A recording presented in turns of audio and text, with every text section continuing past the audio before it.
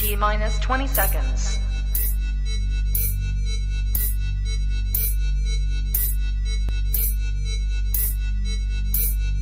10, 9, 8, 7, 6, 5, 4, 3, 2, 1.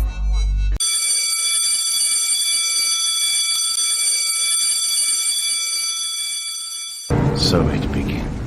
Baby, I don't give a fuck who's on this show, bro. Kylo all day. I don't give a fuck, bro. Kylo is all day, man. I like her. I don't want you smirking at shit because we didn't see anything to begin with, so shut your ass up. This nigga, yo, you constantly do that shit. At least we actually watched the fucking episode. I don't give a fuck. Eso fue lo que sentí. Todavía siento odio por Hayward. Espero que en el último episodio de la nada llegue alguien y lo apuñale. Eso no. Como que. ¿Cómo se dice, puñeta? Bad taste en película. I admit it. Yo digo que I love watching bad movies on a Sunday. Oh, I love it. Está cabrón. That's one of my favorite hobbies.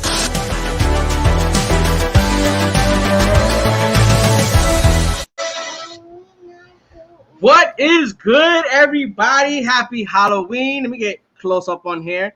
It's Sunday. It's the After School Club. It's been a while. It's been a while since I've been with everybody. How's everybody doing? What's good, Migs? What's good? What's good, Jigsaw? Did you just say something? You said something. Wait, what? Do you want to play a game? Okay, I'm done. Oh, I fucking hate this shit. Oh my god! What the fuck is that? Oh, okay. Oh no, never mind. Okay, I'm good. I used to wear that shit like in high school, and I don't know how I could do 3 hours of this. This is too much. The Satan-looking mask you have on right now is way scarier than that. This is a scary face right here. Yeah. The face of the devil. Yeah, is definitely. way scarier. Than oh yeah, for sure. But yeah, I used to dress up like Jigsaw when I was young. So just give us one maniacal. I am the twirl Mustang villain, so you know I'm already a character. So it's cool. Let me get close up in here. All right, so yeah, what's good? How's everybody doing? How's everybody celebrating their Halloween? We're stuck with you. I don't know. Exactly, I know, right? We're dressed up during the day. That's how exactly. It's going. It's going pretty bad. How sad is that? All right, so yeah, we got a couple things to talk about. It's been a while since we all been here on the club. We got the whole Roby Rose shit, the Eternals. We're gonna talk a little bit about Dune, the Justice. We got a couple of things to talk about. So let's start off, right? I'm gonna go on YouTube. I'm gonna share the post. So let's start off talking about Roby Rose. Obviously, in these past 2 weeks, a lot of shit has been said from both Roby Rose and Warner Brothers. I guess they're playing the blame game. Roby Rose is she's trying to burn everybody at the stake. Actors, fucking PAs. Like, from what I'm reading, everybody's getting some. What do you guys make about all this? You want to go first, Orengo? No, you go first. So, I was reading some of the stuff. I have to admit, I don't think I've read everything because apparently this shit is like Pizzagate. Like, stuff comes out every other fucking couple of weeks or whatever, days. The thing I found interesting though was she did get injured on set. Like, it's a verifiable fact. Yep. She did actually get fucking hurt on set.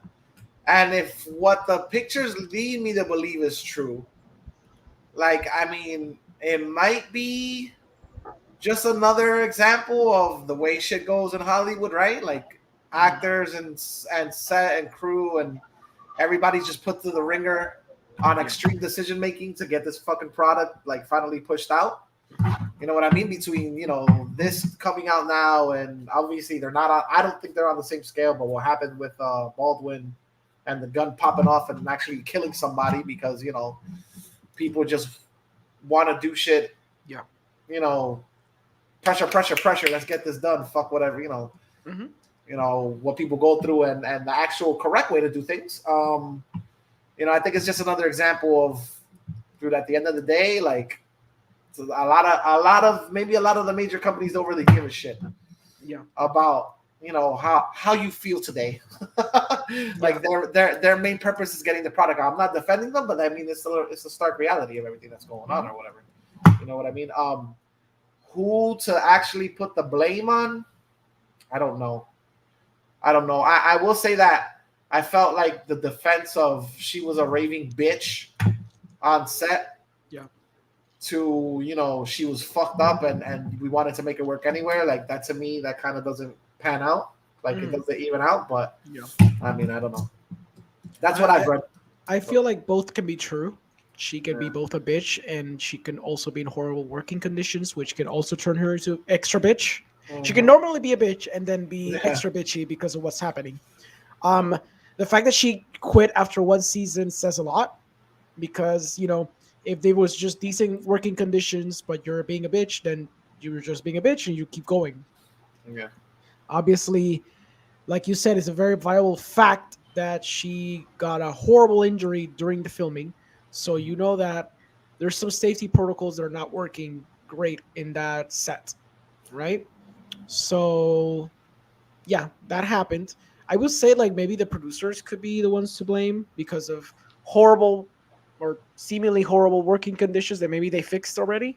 And obviously having a star that doesn't know where, like, she should be more aware of how she's treating other people for sure. Did you see the picture of the mask? Supposedly it was bruising her face.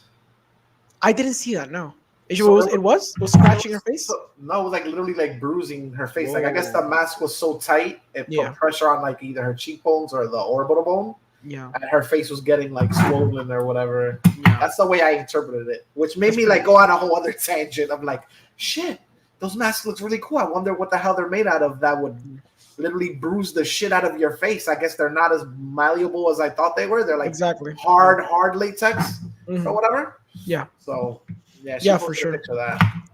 I didn't know that too. Yeah, it's pretty bad. It's both. Obviously, this is nowhere near like the situation where we're dealing with Alec Baldwin right now. Obviously, that thing is like way worse conditions. This one, you know, it's like a well-oiled machine, and I know that Greg Berlanti, for the most part, has produced some really well-oiled machine sets. Like no one's ever seemed to complain at that level. So something was happening there. Maybe it was a brand new crew. It was an experienced crew, and obviously having a diva for a star could have also been an issue. Like I can believe the little man because I'm not gonna sit here and be like, oh, of course the poor white woman is the one who's the victim here. No, I know how people can be in Hollywood, and I can understand if she was being a bitch because people lesser than her are bitchy on set. So I can see it from her as well. Can I ask you a question? Like my whole thing with all this coming out is like, is this a peak behind what normally goes on, and now people are starting to speak out or whatever? Or is this like an extreme situation? This is like the extreme end of the spectrum, and this is just happens every once in a while? Or is this just modus operandi and she had the balls to talk about it? Because normally we don't talk about this stuff. So I think she talked about it because the NDA expired. And my guess is because we're in season 3 of Batgirl, and I'm pretty sure that NDA probably lasted for a year. Because it seems very, like, ahí me entiende. So I think it's because it expired. That's why she talked about it. I think there are horrible sets. There are great sets. There are people who are responsible and people who are irresponsible. I would say this is more on the extreme part based on her injury. Because I think that's the thing. Because, again, actors are shitty. Shit can happen on sets. But when someone dies or when someone gets horribly injured like she did, that's not normal. Because obviously, if not, it would be announced as it always is. Because when, you know, Indiana Jones had his injury, that was like all over the place. When Tom Cruise had one of his injuries in one of the Mission Impossible ones, also was there. But her injury was like almost.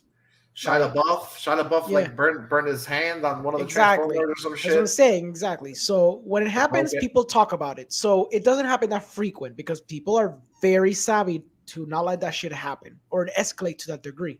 It happens because it happens. Accidents happen. But I'd say it's a little more extreme for sure. Okay. The stuff that was happening there is a little more extreme. Because if they knew that the mask was bruising her face, they should have fix that mask. They should have made it with a different material, possibly. Or there's ways to fix this. There's ways to mitigate this. Maybe different materials could have done the trick. Maybe a different mold. I don't know. Something could have done it, but I don't know. I'm wondering because well, she had her say. She said a lot, and then all of a sudden, all these other people that either worked on the show in some capacity started to talk as well. So I'm wondering if they're just inventing shit at their for the I guess so CW could look better, so Warner Brothers could look better, or if it was real. And I'm guessing also she did what Orange is the New Black, and then everything else was movies. Yeah. And the schedule to work on a show versus a movie is drastically different. Like the CW, they have what 20 plus episodes. Yeah. So working on a show is drastically different than working on a movie. I agree. So that schedule, she could be there 12 hours plus what they got to do to get up in makeup and the suits. She could have just not been feeling it. You know what I'm saying? It's a totally different world. Yeah, that's true. But she went like I feel like she scorched earth and talked shit about like everybody, the actors, the fuck like everybody. I was like, it's so weird, and it's because you haven't heard anything like that versus all the other shows on the CW. Yeah, like there's so many shows on the CW, so it gets to the point like you don't know who to believe. You don't know if she's saying this because in some capacity or not she wants to stay in the limelight. You know, doesn't want that 15 seconds thing because she's making what direct to DVD releases, like video on demand releases. I haven't seen her in the movie theaters in a while. Yeah, last thing was John Wick, right? Yeah. Which, by the way, I love that role where she said absolutely nothing. Yeah, because that was the joke. Yeah, that was the joke. Did you hear about the spinoff? Yeah, the ballerina Supposedly, one. I haven't seen 007, so I haven't seen how Ana de Armas did. But supposedly they looking for her for that role in the ballerina John Wick spinoff. I saw it. I can tell you. Okay, go ahead. I was surprised. I was watching it, and the whole time I was wondering. I was like, "Is she doing actually all of these moves herself?" I can't tell if this is a double in these fighting scenes or not. So to me, I took that as that is either very fucking impressive cinematography, or I am very impressed by Ana de Armas because I'm normally used to seeing her in nothing related to action. Not a goddamn thing. So, it was believable for what she did. Honestly, that scene she had, or whatever. So I liked it a lot. That little segment she had, I liked it a lot. So she would work then for a spinoff. I mean, it was a short scene. Yeah, it was a short scene. So I mean, if they could do that for fucking 2 hours, if she's in the John Wick world, she's gonna have like the best team surrounding her. You know what I'm saying? They're gonna probably have the best choreographers, the best stunt double. So if she's gonna do it, look at Keanu Reeves in Matrix. I mean, I might be wrong, but I don't think Keanu Reeves had any formal training before that first Matrix. Yeah. And he came off there looking like fucking Bruce Lee, kicking people down the fucking hallways. Yeah. That's fair. That's true. You never know. You never know with these people. Like I said, I didn't see 007, so I really can't. So I've never seen her punch or kick anybody. So I wouldn't know. But I mean,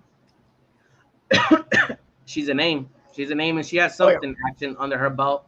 Yeah. At the top of my head, I can't think of anybody else right now that would like, except Halle Berry. But I'm guessing Halle Berry, she has her own character in the John Wick universe.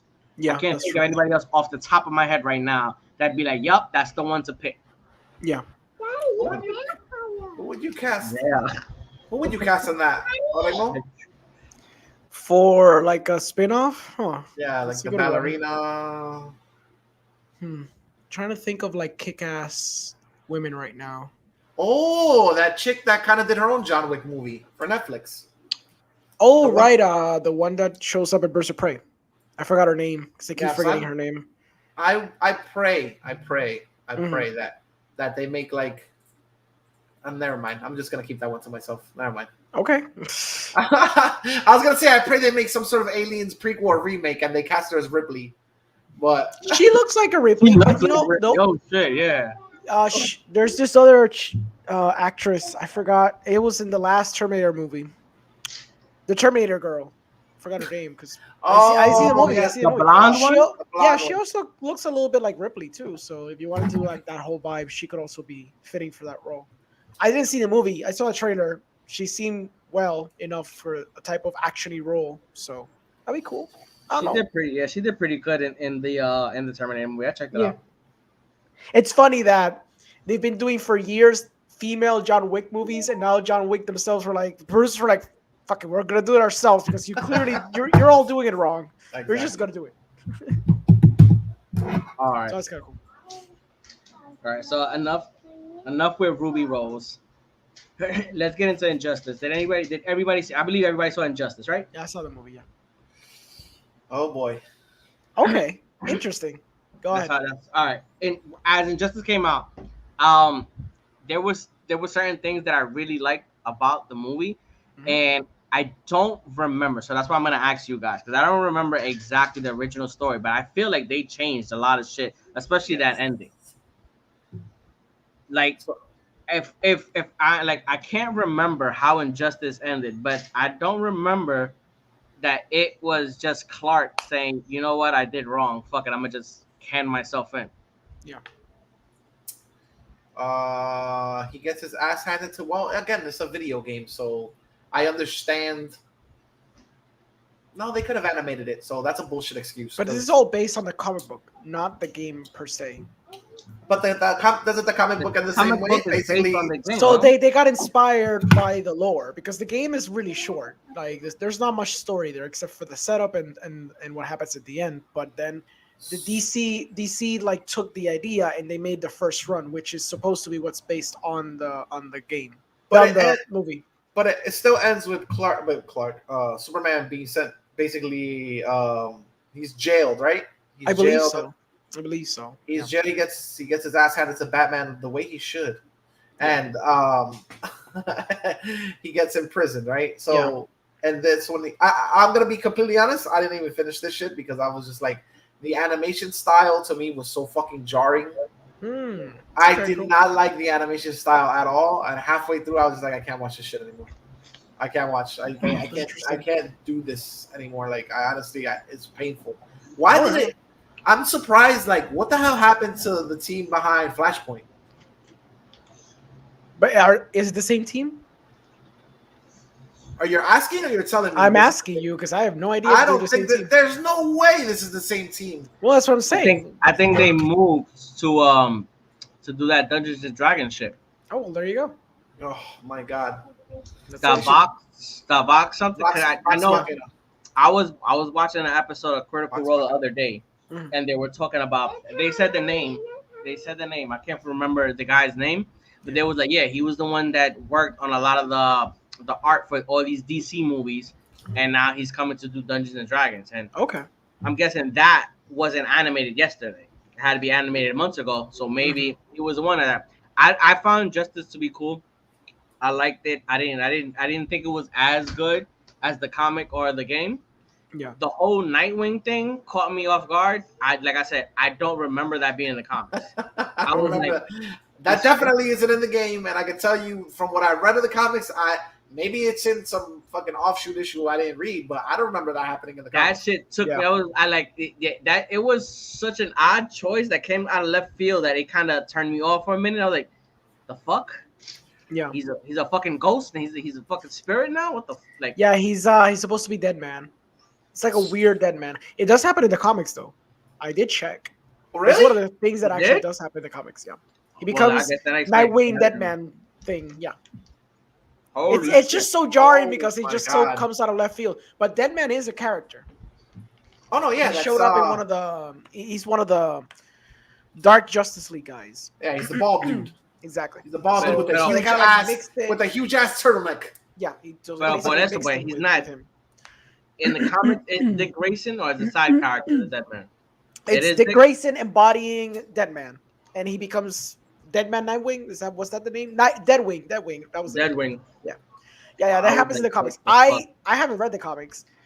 I like the movie a lot. I know the animation is atrocious in comparison to other DC movies for sure, but I like the idea of the philosophy behind it a little bit. Like, I like that they were actually debating, and Superman didn't seem like they tried to justify what was Superman doing all throughout the movie, because there's always Superman questioning if what he's doing is the right thing. He's not like, an unhinged Superman who just does everything and he's never being questioned or whatever. There's always people questioning him every step of the way. The only person who's always on his side is Wonder Woman. So I did find it kind of cool. There's always a philosophical debate and a morality debate going on with all the Justice League members. It gets kind of thrown out the window by the third act because they go into like multiverse shit and it just gets kind of like convoluted.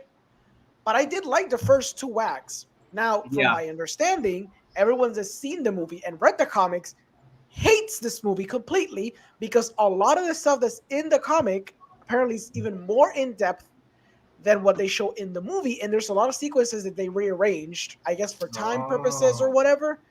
And a lot of the events that actually do happen in the comic are not in the movie. So people who are very purist and like the actual comic book run, they absolutely hate this movie.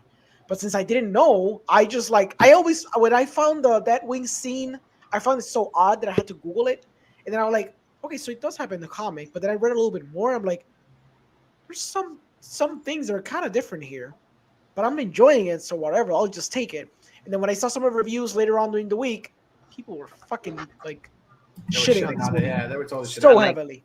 I like, how I'm always a fucking fan of like that when they take a character like Superman and he does what he thinks is right, but he could be seen as a villain to like a group of people and a hero to another group of people. I love that type of shit. I love those type of villains. It for me, I was like, it was interesting how we're gonna get to this, and because for a while I was agreeing with Superman. I was like, yeah, I'm right. Tell Batman he's a stupid ass. He should have did this shit a long time ago. Until they got to that point where he goes to the club and just fucking lasers through all these fucking kids. I was like, Jesus Christ, yo. We jumped a couple of steps, buddy. Yeah, exactly. But that was cool. Like I said, it's interesting. Like you put it very aptly. Like the whole idea of people see his actions are justifiable or not. And it's both the same action that he's doing, but people just see it from different perspectives because it gets to that point where they should have just killed Joker a long time ago. And that could be something we could debate because it's true. Like it gets to a point that, what are you doing, Batman? You've lost so much. The city has lost so much. You should have pulled the trigger already. And I understand that from a morality standpoint, you don't do it because of past traumas and because of your rule, but it just gets to that point that you should just done it. So it's interesting that, like I said, that's the most interesting aspect. Again, the animation isn't that great. Third act is wonky, but there's interesting ideas being explored here. Ahora, if the comic book run is this but better, then I want to read the shit out of that because I didn't know it was that good. Apparently, the first, I think, what is it? Injustice. What they label as Injustice 1. The fucking compendium is like that thick. Like, nice. It's like a fucking Bible. It's cool. Yes. All right, well, since we're already talking about something DC related, we're gonna go into the finale of Tie-ins. I don't know if you guys seen Tie-ins or followed Tie-ins. I saw this last episode with my wife. Okay. Who's not an avid follower of DC or anything related to that, and even she was like, "What the fuck are they doing?" Okay, don't spoil it. Like they made some decisions that go against everything that's all right. I don't know how to say it without spoiling it. So it's just they made some decisions. I guess they'll make some decisions. You'll see it, or they go when you like. Yeah. It goes back to like how far have you seen into the show? Until Raven and Themyscira, which is like episode 8, I think. So I'm missing just 4, I think. Okay, so obviously we all know when you go into the Lazarus pit, you're not supposed to just come out like. Oh yeah. You know what I'm saying? They skip that whole that whole trauma that Jason is supposed to have, not because of the drugs, because specifically of the Lazarus pit. They use the Lazarus pit again, and it's just like it's just I don't understand some of the decisions they made with this specific season. Yeah. You could say, okay, this is a different universe, so we're not seeing the iteration of the characters that we're used to. but it's just so weird. Like this whole season, Jason is just like a drug addict. Yeah, I feel like they hammered that pretty well. But I got to a point that I'm like, okay, cool. What's next with the character? Because Yeah, is he just a junkie for the whole season? Because that's that's what what you're I'm all saying. Is just Yeah. like I like He's the I red, don't he's the red junkie. exactly. that's what I'm saying. I'm so used to seeing Red Hood a certain way. Mm-hmm. Like he's a badass. He doesn't follow the rules. It's to see him basically be a fucking sidekick to Scarecrow. Yeah. Which for me was just such an odd fucking decision. Like Mm-hmm. he could have been on his own. Yeah. He didn't really need the whole Scarecrow fucking. I was That's what the this story close. is. I was this close yesterday to buying a Scarecrow mask and a fucking bong and be like, look, I'm the Scarecrow from fucking Titans. I just from get high all the Titans. time and do That's nothing. my deal. I don't give you the illusions. I get the illusions. Exactly. Right. Call for me now. There was so there was so many decisions again that just felt so out of place, so out of characters for like almost everybody in this fucking show. Yeah. Even Dick, even Barbara. I was like, I like you have to chuck it up to okay. This is not the Teen Titans that I grew up with. This is not the Red Hood that I'm used to. These are different iterations of these characters because Red Hood is like one of my all-time favorite characters. So I'm just watching the show and I'm just getting more and more pissed. Yeah, I understand what you mean. Yeah, they take the iconography, but they just take it in weird directions all the time. That's why I'm like, well, I like this Murderverse, but I have to understand completely that they are not adapting at all anything from the comics. They're taking some elements from them and they're peppering them through, but then they're forging their own path. It's not always a path that's always interesting, but when it works, it's interesting. Like, for example, I'll always defend that Batman. The Batman that they have in that show is fascinating because I've never seen a compassionate Batman in my life. It's always a trauma-ridden Batman. It's always a Batman that's like, say my name. It's like, you never see compassionate Grandpa Batman. And it's kind of cool and refreshing to see a Batman that's just spewing wisdom for a full season to every one of his little children. And they all hate him, but you never understand why until this season where you're like, okay, so he's also a crazy person. Okay. Yeah. So, but that's cool because it's unraveling, you know? So I always like this Batman. I've always loved him. I will defend this Batman to death because people are like, oh, but it's not the Batman. Cool, but this is an interesting interpretation to that Batman. And he ends up being that PTSD-ridden Batman that you grow to love, I guess. But I like that it was an unveiling to that point because you always just assume that he was just Grandpa Batman and Dick's just being a dick about it because I don't know. I don't know what he wanted out of Batman. But there's then other decisions like made with Starfire that I swear they never know what to do with her. Every season, they never know because she's so powerful and then they just nerf her in every season to justify her existence. They killed off Wonder Girl to then revive her. It's like, why kill her? I don't understand what you're going with this. And they have that weird episode in Limbo. In Limbo, I had to shoot myself because I served no purpose. I mean, you know what I mean? Like, there's just some odd decisions. You're right. That's what it's the decisions that they make. Like, I don't understand who's in the writing room and nobody has an ear to the door and saying, "What the fuck did you just say?" Yeah, what, you want to what? I don't think that that's a good idea. I don't think the fans are gonna agree with that. I like Tim Drake. I like this interpretation of Tim Drake, like the fanboy Tim Drake. That's pretty cool. Like I like that idea of having a Tim Drake that's like a super fanboy of Batman and a Robin and all that shit, and he wants to be a Robin, and then he sees the dark side of being a hero. That's kind of cool because it tests you. Because everything's fantasy and everything is rainbows and sunshines until it isn't. So that's kind of cool. But again, there's just some interesting ideas of reintroducing these characters in different ways that are fascinating. And then you have a Limbo episode, and then you have Starfire who doesn't know what to do, and then you have the Starfire's sister, Blackfire, fucking Starboy, the Superboy. Superboy. Finally, I was like, finally, get some booty. Some booty. That's great. Everyone's getting the booty, but it's like, what the cool. Fuck? That's what this fucking show has been reduced to. Everybody's getting the booty. Everyone's getting the booty. Bro. Well, except Beast Boy. Beast Boy getting no booty. Beast Boy gets no booty, man. Yeah. Beast Boy can literally turn into an animal and fucking engage in bestiality. He's getting booty somewhere. Beast Boy could turn into like one animal. Yeah.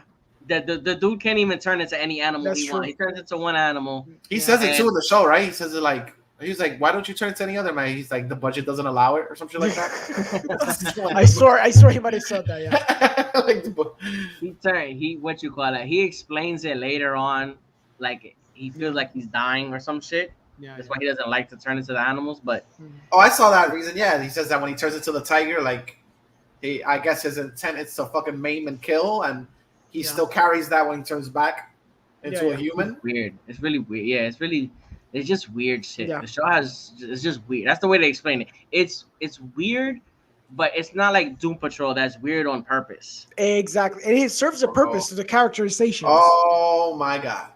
Let's not even talk about that show. Holy Lord. So good. So good. What fucking planet do we live on that show doesn't like get any recognition and people are still watching Titans? It's brand recognition. It just comes down to it. Exactly. It comes down to brand recognition. And we're gonna start the debate of why people don't see Art House, because it's the same thing. But this is even within mainstream stuff. You know what I mean? Oh my god. It's just how it is. I'm just surprised at the shit they pull off. Like in my head, both shows have the same budget, and visually, the shit they pull off in Doom Patrol, like sometimes, sometimes I'm like, oh, you guys did that on a fucking TV show. Like, I mean, I'm basing it from like the first 2 seasons or whatever before they made that transition over, because it was the DC. What do you call that shit? It was the app, right? DC Universe. Yeah, DC Universe app. Which to me felt like just a streaming app of CW. Yeah, like with that, comic books on the side. That was my opinion, but that was my opinion of it. It's like it's just the same budget they give as the CW shows. It's just they're gonna have them on the app. I think they gave more budget because really? Look at Titans. Although season 1 looks cheap, but I feel like they had more budget than a CW show.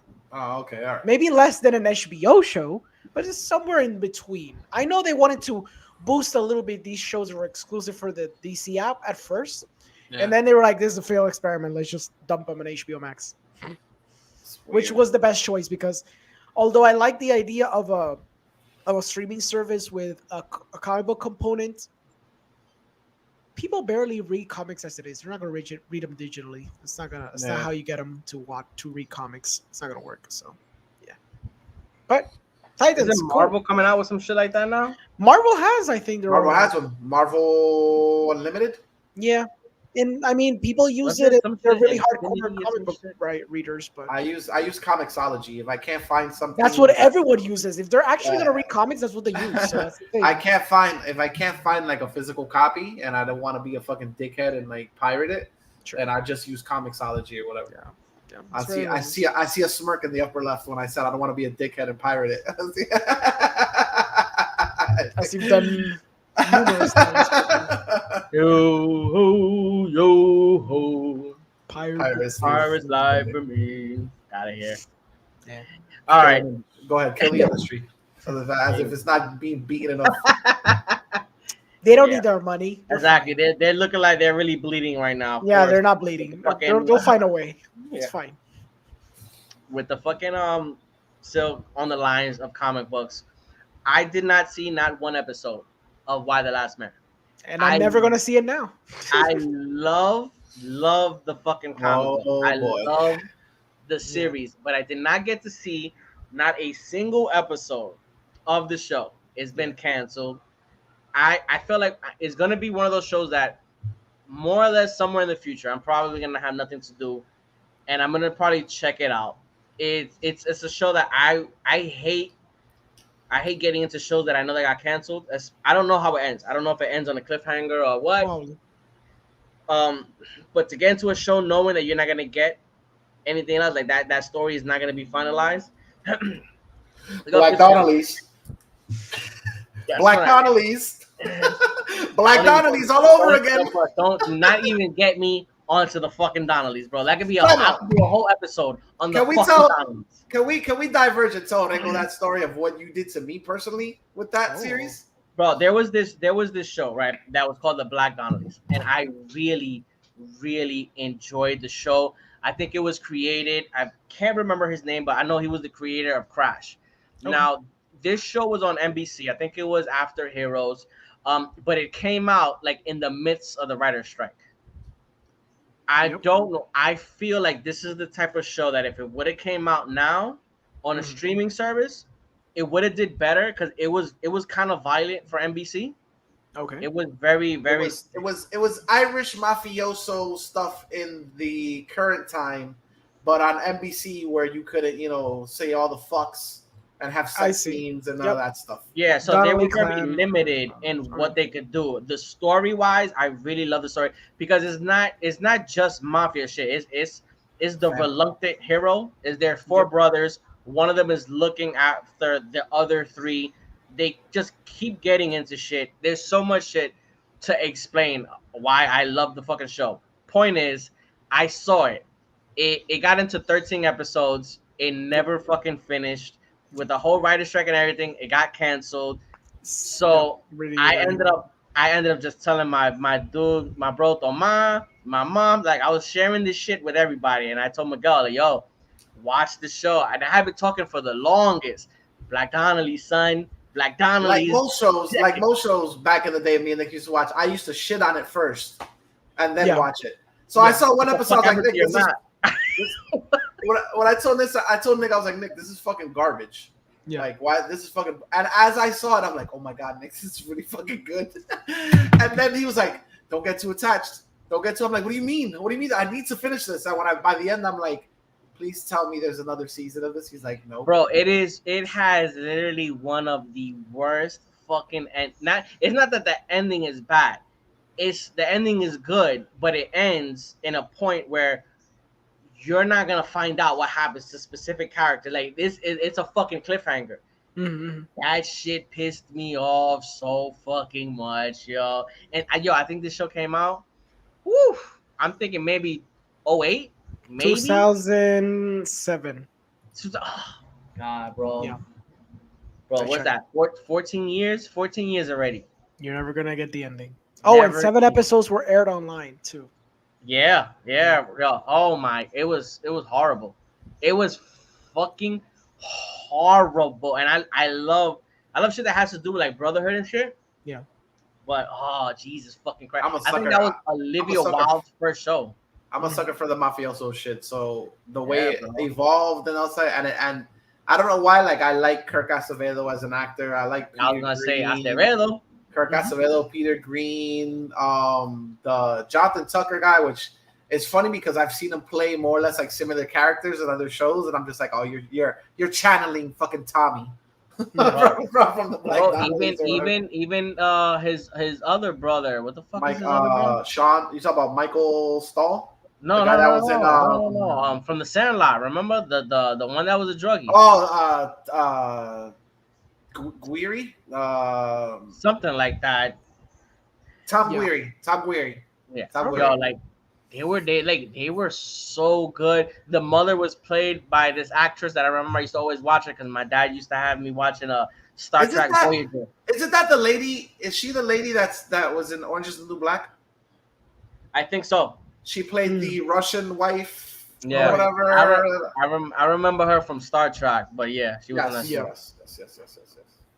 Bro, Jesus Christ, bro. Sounds good. You fucked me up. Now I'm gonna have to watch that shit again. Man, you for what? For what? Why do you like to get punched in the balls? Like that's true. Why do you like bro? How many times? I know. There's a kink level to but Sopranos don't fucking go there, asshole. How does Soprano end? Right? Doesn't it cut to black or something? Give me a moment. Something obtuse like that.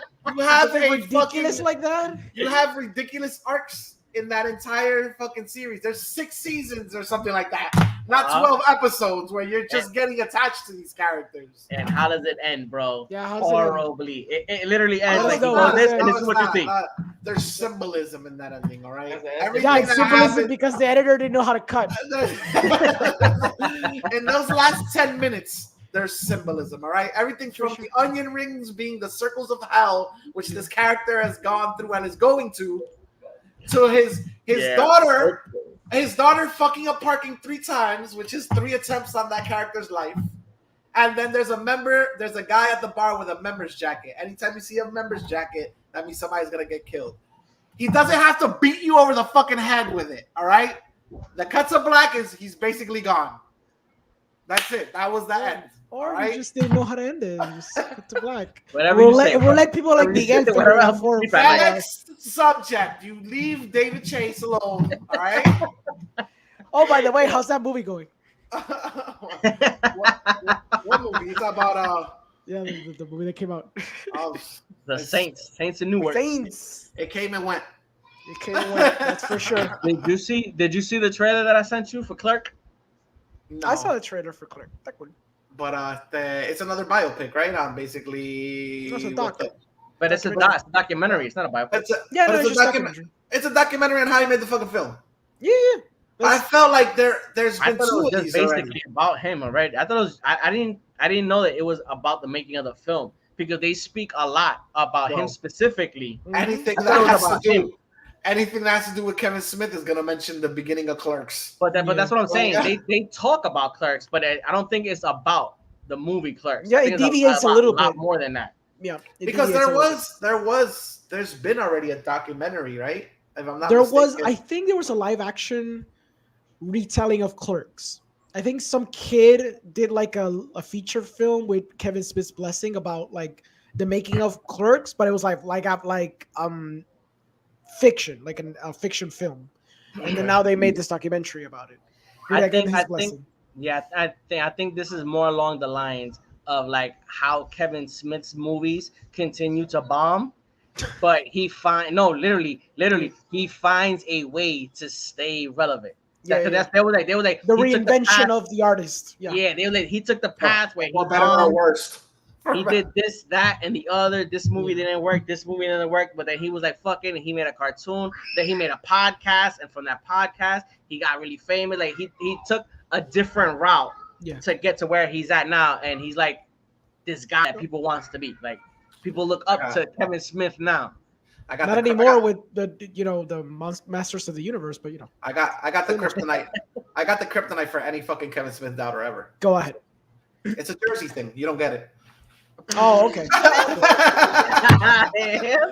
It's a Jersey thing. You just don't get it. Fine, fair enough. Yo, wait, what the fuck is that burning? Oh no, it's a ghost. No, What the again, fuck is that burning?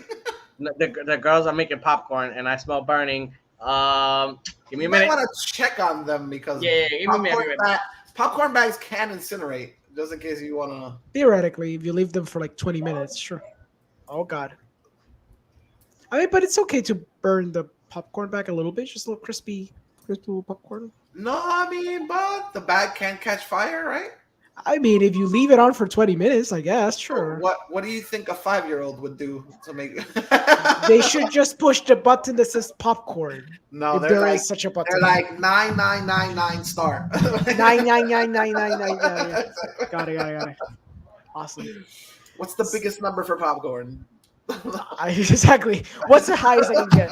I want all the popcorn, all of it. I don't want like leftover popcorn in the bag. I want it all. I'm assuming that everything's okay, and Nick won't come back here with like half of For his face sure. burnt off. Not just leave us hanging here on a live podcast like Oh, Decade yeah. did once in Cine Nerds. But yes, Oh, I hope yeah. so. I pray to God. Anyways, well, we know the next topics. We could just skip ahead to the next topic. What was the other topic? I mean, we don't need them. It's okay. We can forge our own path. We can forge our own path. Are you looking forward to the Clerks movie? Clerks 3? Okay. So I'm in the same opinion as to why I'm a little skeptical of the Matrix movie. I would love to see the final trilogy of Clerks, the final part. But I recognize that Kevin Smith is not the same director he used to be. And I don't say this in a bad way. I say this on a technical level at this point.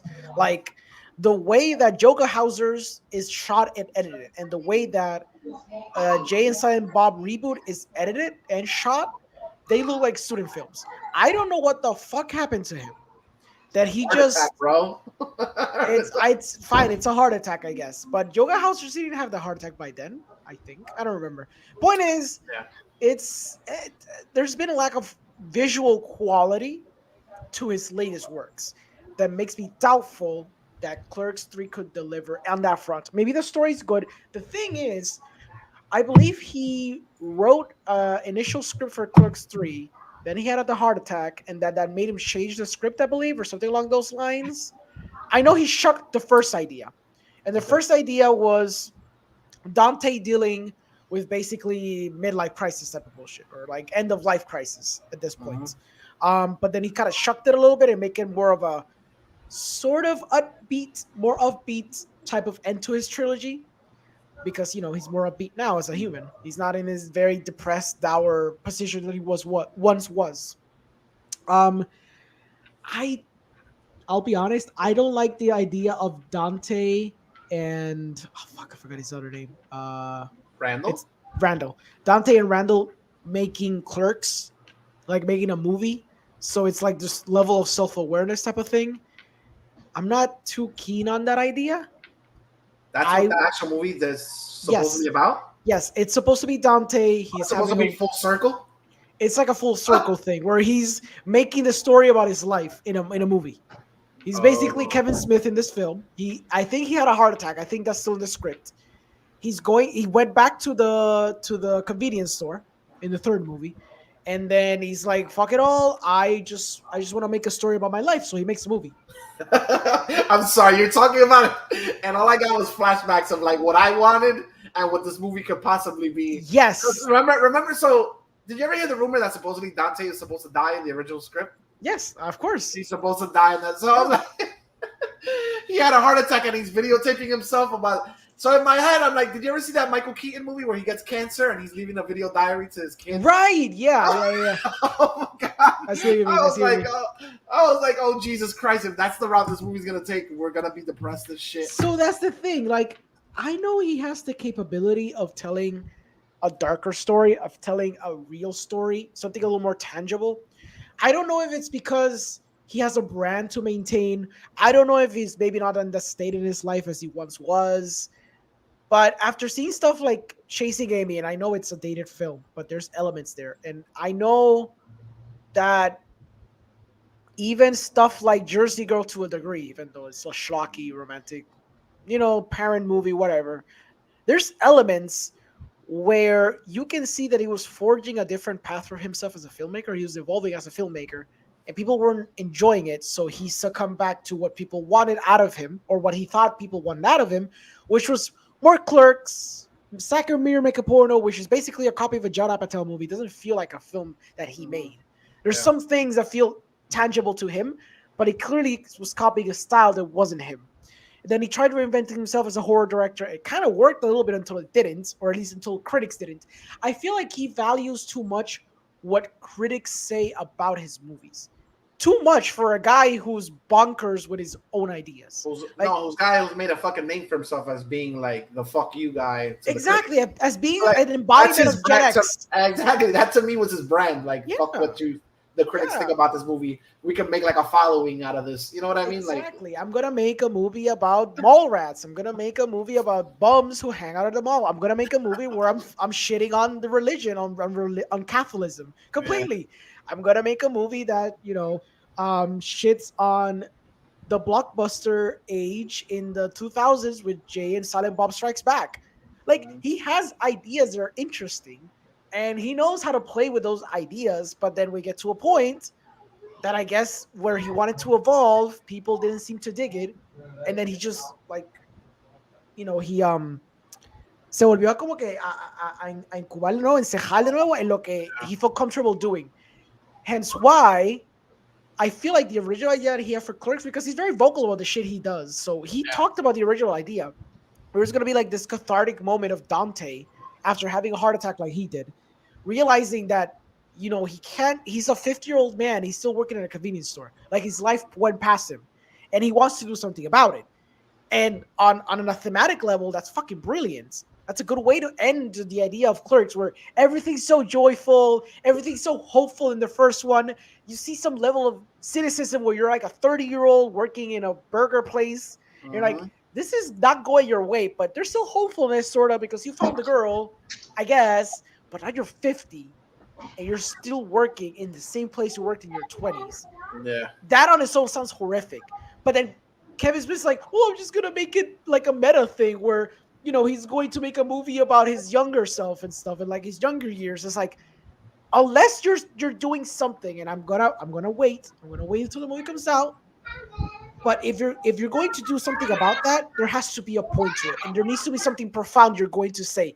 Because as far as indie trilogies go, there are not a lot of good ones.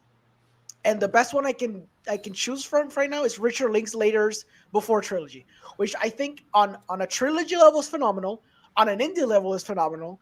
But there's not a lot of good indie trilogies because obviously it's hard to fund an indie endeavor as it is. So that's my little rant of Kevin Smith.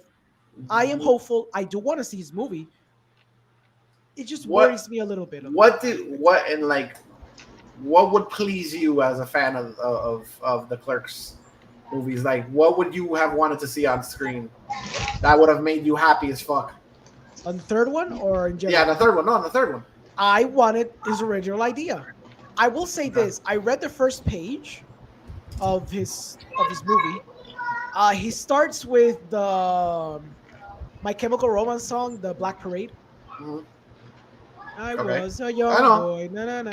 Well, yes, the movie starts with that. I'm familiar with the Jersey band, My Exactly. Chemical Romance. Exactly. So he actually starts the movie off like it says in the script. It starts with the Black Parade, but it's like a weird, like a different reinterpretation of the song. Mm-hmm. And it's the car pulling up. Dante gets out of the car and he looks at the convenience store and it's like, God damn it. And then he just opens the convenience store up while the song is running through the scene.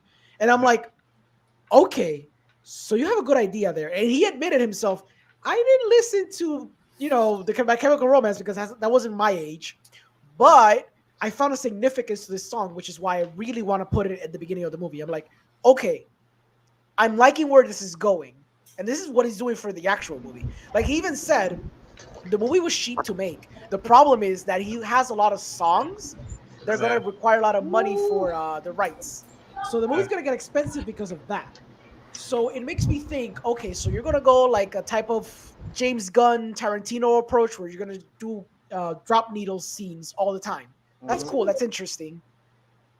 What are you bringing to the table? Now, again, like I said, in my depression porn thing, which I love, I would have liked to see a cathartic movie about Dante realizing he literally wasted his life working as a clerks. And he wants to do something above that. Whatever that may be. You know what I mean? Like he may be having a strange daughter. He may just pursue whatever it is. Not be a filmmaker. That's fucking stupid. Dante would never be a filmmaker. That'd be Randall's thing in any case. So it's pretty ridiculous. What if Dante's death is the one thing that finally changes Randall? That could like be cool. You give Randall this arc of like he's been this fucking childish dickhead his whole life. Who has like this one thing of like just working at the convenience store. That's what they wanted to do, or that's what his vision of his life was gonna be. And then this guy finally dies, right? And that's like the one thing that triggers Randall to like finally grow the fuck up. So you think that, and you say to yourself, would Kevin Smith make that movie? No. Exactly. That's the sad part. And that's the sad part. That to me that I kept on thinking about the other days. I was like, fuck, man, that would be so awesome for me, and it'd be such a good way to like, even, I don't know, like, I wouldn't want his death to affect everybody. You know what I mean? Like, I wouldn't want it to careen. Or then again, it would be kind of funny, right? Because he's the one character that like the whole town kind of shits on in the first movie, and then nobody gives a fuck about it. And yeah, his death is gonna trigger a change in all these people. That'd be kind of cool, but we're not gonna get that. We're not gonna get that, and that's fine. We're gonna get we're gonna get some pussy jokes and like weed references and some straightforward shit. I just hope he takes it as an opportunity, or he took it as an opportunity to grow and to actually say something meaningful, because he has the opportunity to close out a trilogy, an ended trilogy, which is something that a lot of people get to do. But the bar is so high, again, with the Before trilogy in comparison, that, he has to step up. He can't be that kid from 20s, like from when he was 20. I would appreciate it. I would appreciate it if he kept the cameos to a fucking minimum and just totally concentrate on the characters we loved. Agreed. From the first movie, dude. Like, stop. Please don't make this shit about bringing your friends on set, because that's not what I want. I agree. You know what I mean? If I go ahead and see fucking Ben Affleck yet again doing a stupid cameo, I'm gonna flip my lid. Or not even that, or fucking Chris Hemsworth, or fucking something half of the other like people that came out in the last movie, which to me was just like a parade of like, He's not dead. We're gonna do him a favor. We're gonna all make this movie to celebrate the fact that he's still alive. Kevin Smith. It's gonna do like the multiverse. Get the multiverse, the Avengers, the equivalent Avengers in his universe.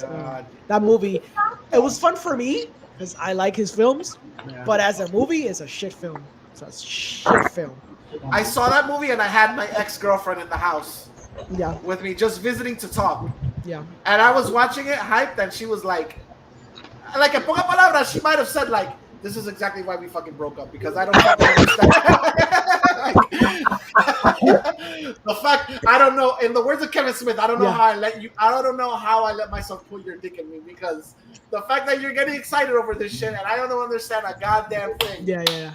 Or whatever. Like that was her expression. She was sitting there, she was like, "That's why we're not together because you fucking enjoy stupid shit like this." Yeah. Alright, what's the next topic? Next topic. Let's go ahead. Talk about the little that we did see of Uncharted.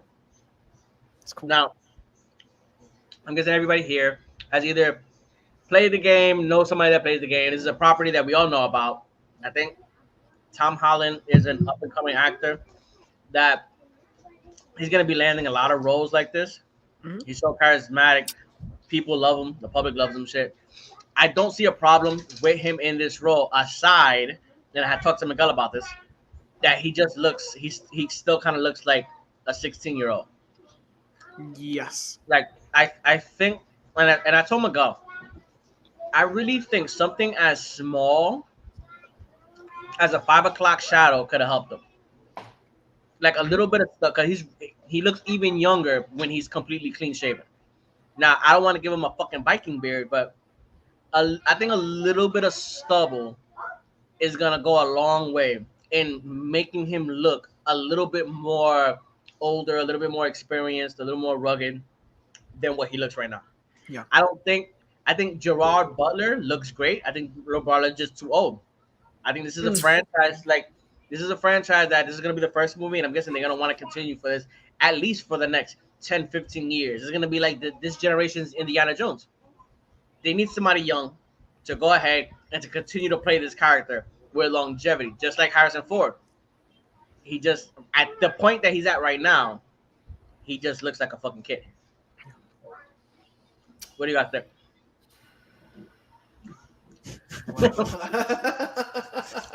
I agree with you. He looks way too young. It was a little jarring. I understand that they're trying to do this into like a franchise.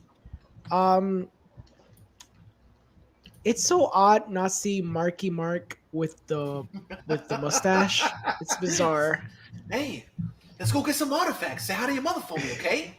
It's weird. It's weird that he doesn't have the mustache. I know they're doing that shit on purpose, but it gets to a point like, could have just thrown in the stupid mustache. Like, he's gonna have it. He's gonna have it. Like at the other first movie or in the second movie or maybe the third. They've movie. already so he leaked or he Instagrammed the picture of himself with it on. So it will be in the fucking movie that you know. But it gets to a point. Okay, the thing is side tangents. Mm-hmm. It gets to a point where I don't understand why some producers or the people behind in the creative side have this distinctive thing that when they think of prequels, they think of stuff that comes before it. They always have to milk every element that makes the character. So like in the Solo movie, they have to give you an explanation for literally everything. How he gets the jacket, how he gets the gun, how he gets the fucking name. It's fucking ridiculous. You get to Gotham, you get like 1,000 seasons without Jim Gordon having a stupid mustache, which is so iconic to a stupid character. And then you have it in the final episode. For half of the episode, he has a stupid mustache. Something that was hinting forever. You have Arrow, which for 3 seasons... No, wait, I'm sorry. For 3 seasons, he's just wearing a green hoodie. He finally has something more closer to his suit. And I think there was just one episode where he actually had the goatee. Because I guess he always thought it was stupid, or someone told him he looked stupid with it. I don't comprehend the idea of why there's certain elements, and arbitrary elements at best, that people decide not to include with the character. And this goes back again to the thing. If he would have had a 5 o'clock shadow, that would have helped. If this guy would have had the stupid mustache, because there was one shot, and I think it's the shot that you put there on the screen. Put the shots there for a second. All right, let me get it. Yeah. Tell me, Marky Mark doesn't look more like Drake than freaking Tom Holland does in that shot. Yeah. Specifically, that stupid shot. He looks Like, come on. Holland looks like Drake's little brother. Exactly. That's what I'm trying to say. And God bless him, he's trying. But even the thing that makes Drake's character his own, and Nathan Drake, like, it's the sarcasm. It's like having that cocky sarcasm attitude. And he doesn't even have that going for in this movie. And I get it. You want to have the development. But that's a trait of a person. That's not a character arc. You don't get to become a sarcastic asshole. You just are. You know what I mean? You develop that. It's a trait. I disagree. Oh, I've worked on being an asshole for a long time, and it takes a lot of hard work and dedication. Okay, well, I guess hopefully the second one will be that sarcastic asshole I know and love. It's not what you do; it's how you do it. Okay. Oh, that's very true. Very true. It's just one of those things where you think about it, and it's like, what makes Uncharted unique? It's not, dungeon crawling. It's not being a copy of Indiana Jones. It's the characters. That's what's gonna make this stand off from being just a generic movie or just a generic action blockbuster. That's how you get away from it being more of the same. It's with the characters, and if the characters don't have anything unique about them, even within the context of this film, if it literally said male Tomb Raider the movie, I wouldn't give a fuck. I only slightly give a fuck because it's Uncharted. But if it literally did not have the franchise built behind it, I would not care about it at all. So there we go. That's it. Nathan Drake to me was the first character I think I started noticing, like, from a video game aspect, both female and male were like literally like digging the personality he had. Like I think it was weird to me, but it was what I think Nick could attest is, like, I have heard women say, like, wow, that character is like really sexy. Like, and the way he acts, I'm like, it's a fucking video game character. Like, stop, chill. Yeah, like, like, relax, whatever. Like, it was a little bit insulting at one point. Like, I was like, relax, the hell, calm your fucking hormones. But in the fact of the matter is that I appreciate it for the fact that it's written in such a way that, dude, it kind of like, that's a testament again to the way the character is written. Yes. It appeals to more than one demographic. It did something right. You know what I mean? As far as the whole, like, I actually like Tom Holland, bro, as an actor. I saw Cherry, and I saw, obviously, she's Spider-Man. But, like, I dig what he does. It's just, I don't feel it's his fault for being, like, the casting director, I guess, in this movie. Like, I don't know what they were thinking. They were thinking of milking a franchise, and you get a kid that's already been proven as an actor, like as an action actor, right? Like an action hero. That happens to work for the same studio. Yeah. So essentially. So let me get this straight. They weren't thinking like he'll grow into the character. They're just thinking like we can make several movies with him. We can make several movies. He'll probably grow as a character. He's not a bad actor. I don't. But what if he's the type of fucking person that just looks like a baby face his whole life? There's people like that. Well, you can put some makeup on him, and you can put like a little patchy beard on him. You're gonna have to tie this motherfucker to a car and drag him through the block to make him look rugged. I mean, as you get older, there's gonna be remember how DiCaprio looked in The Beach, and then all of a sudden in Gangs in New York, he got a little body mass on him. His face got a little wider. He looked drastically different. He looked like a grown ass man compared to like Titanic, Romeo and Juliet. Like, it's gonna happen. It's gonna happen. We're gonna go into it. I really just think he needs a little bit of facial hair, because his face is so clean. That's why he has that baby face. It's so fucking clean.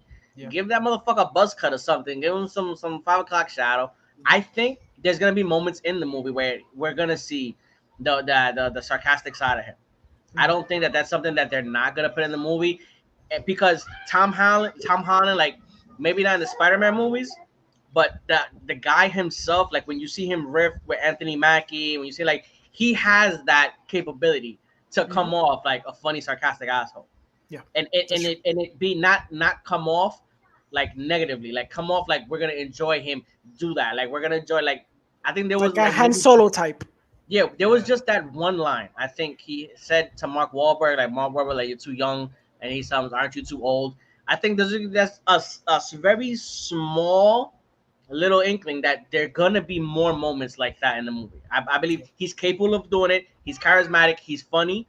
I think they're gonna add those moments in the script because it's something that fans of the game are gonna be wanting to see.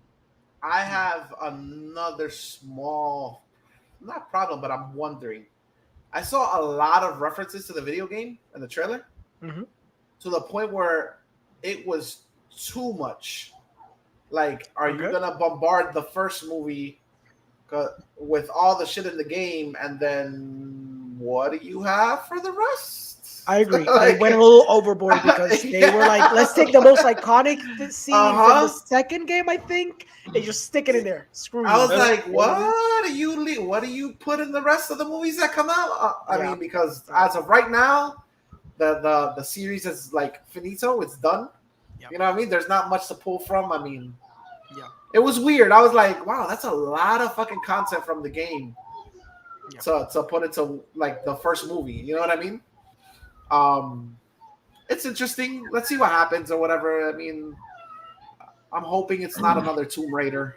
Like, I'm That's the interested. thing, I feel like I feel like at least from an action standpoint, it's gonna be highly enjoyable because I remember us conversating about when that game came out, when games like Army of Two came out, and we would just be like, yo, why don't they put these fucking action scenes in movies? The way these come out in fucking games, like, why doesn't this come out in a movie? And we're gonna get to finally see it. So I know, at least from an action standpoint, the movie's gonna be enjoyable as fuck. I'm confused sometimes that like there was a point, not recently. I haven't felt like, well, maybe it's an age thing. I'm not sure, but there was a point in time where like the game trailers, I was like, what the fuck? Like Hollywood needs to start hiring some of these guys because there was. Remember that one? The one that sticks out to me the most was like, this trailer sells this character without telling you a goddamn thing about the story or anything. It was the Assassin's Creed one. I think it was Revelations, was it? Where it has him sailing a boat or whatever, and then he basically, I think he comes back to Damascus, and like one of the Kongs has already conquered the tech. With that fucking he catches an arrow or some shit. That song. Yes. He catches an arrow to the chest, and he's just like, I'm like, this is a fucking movie trailer and a half. This is like, if this was a trailer to a movie, like, take my fucking money. Yeah. Or whatever. Like, Orengo's like, these fucking idiots. No, it's true. They have no idea what the fuck goes into a movie trailer. They should just shut the fuck up. Bro, he went fucking Neo in that trailer and was just murking like what, 30, 40 guys?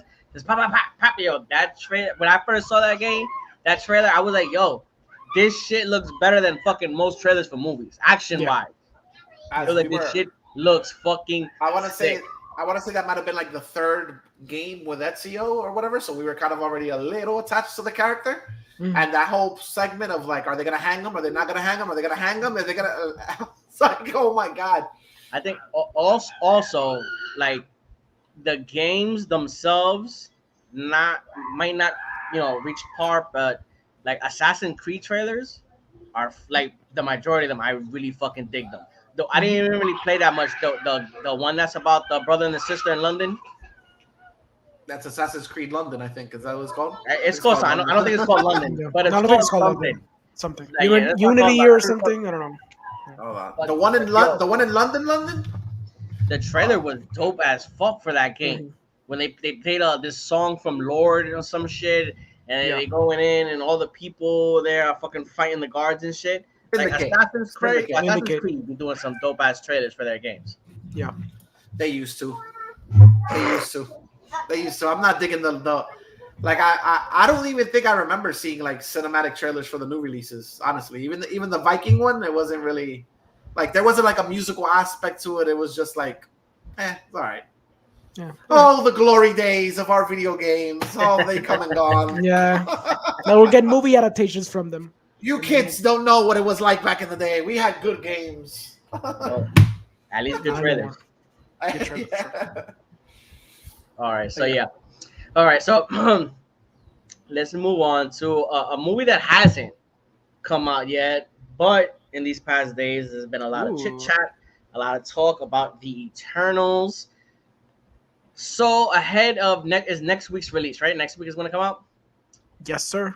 Ahead of next week's release, let's have a little chit chat about Eternals. I don't know if you guys. I think I read one leak, and then from that, I just stopped reading anything that has to do with any leaks or anything. Just trying to see what the fuck is what.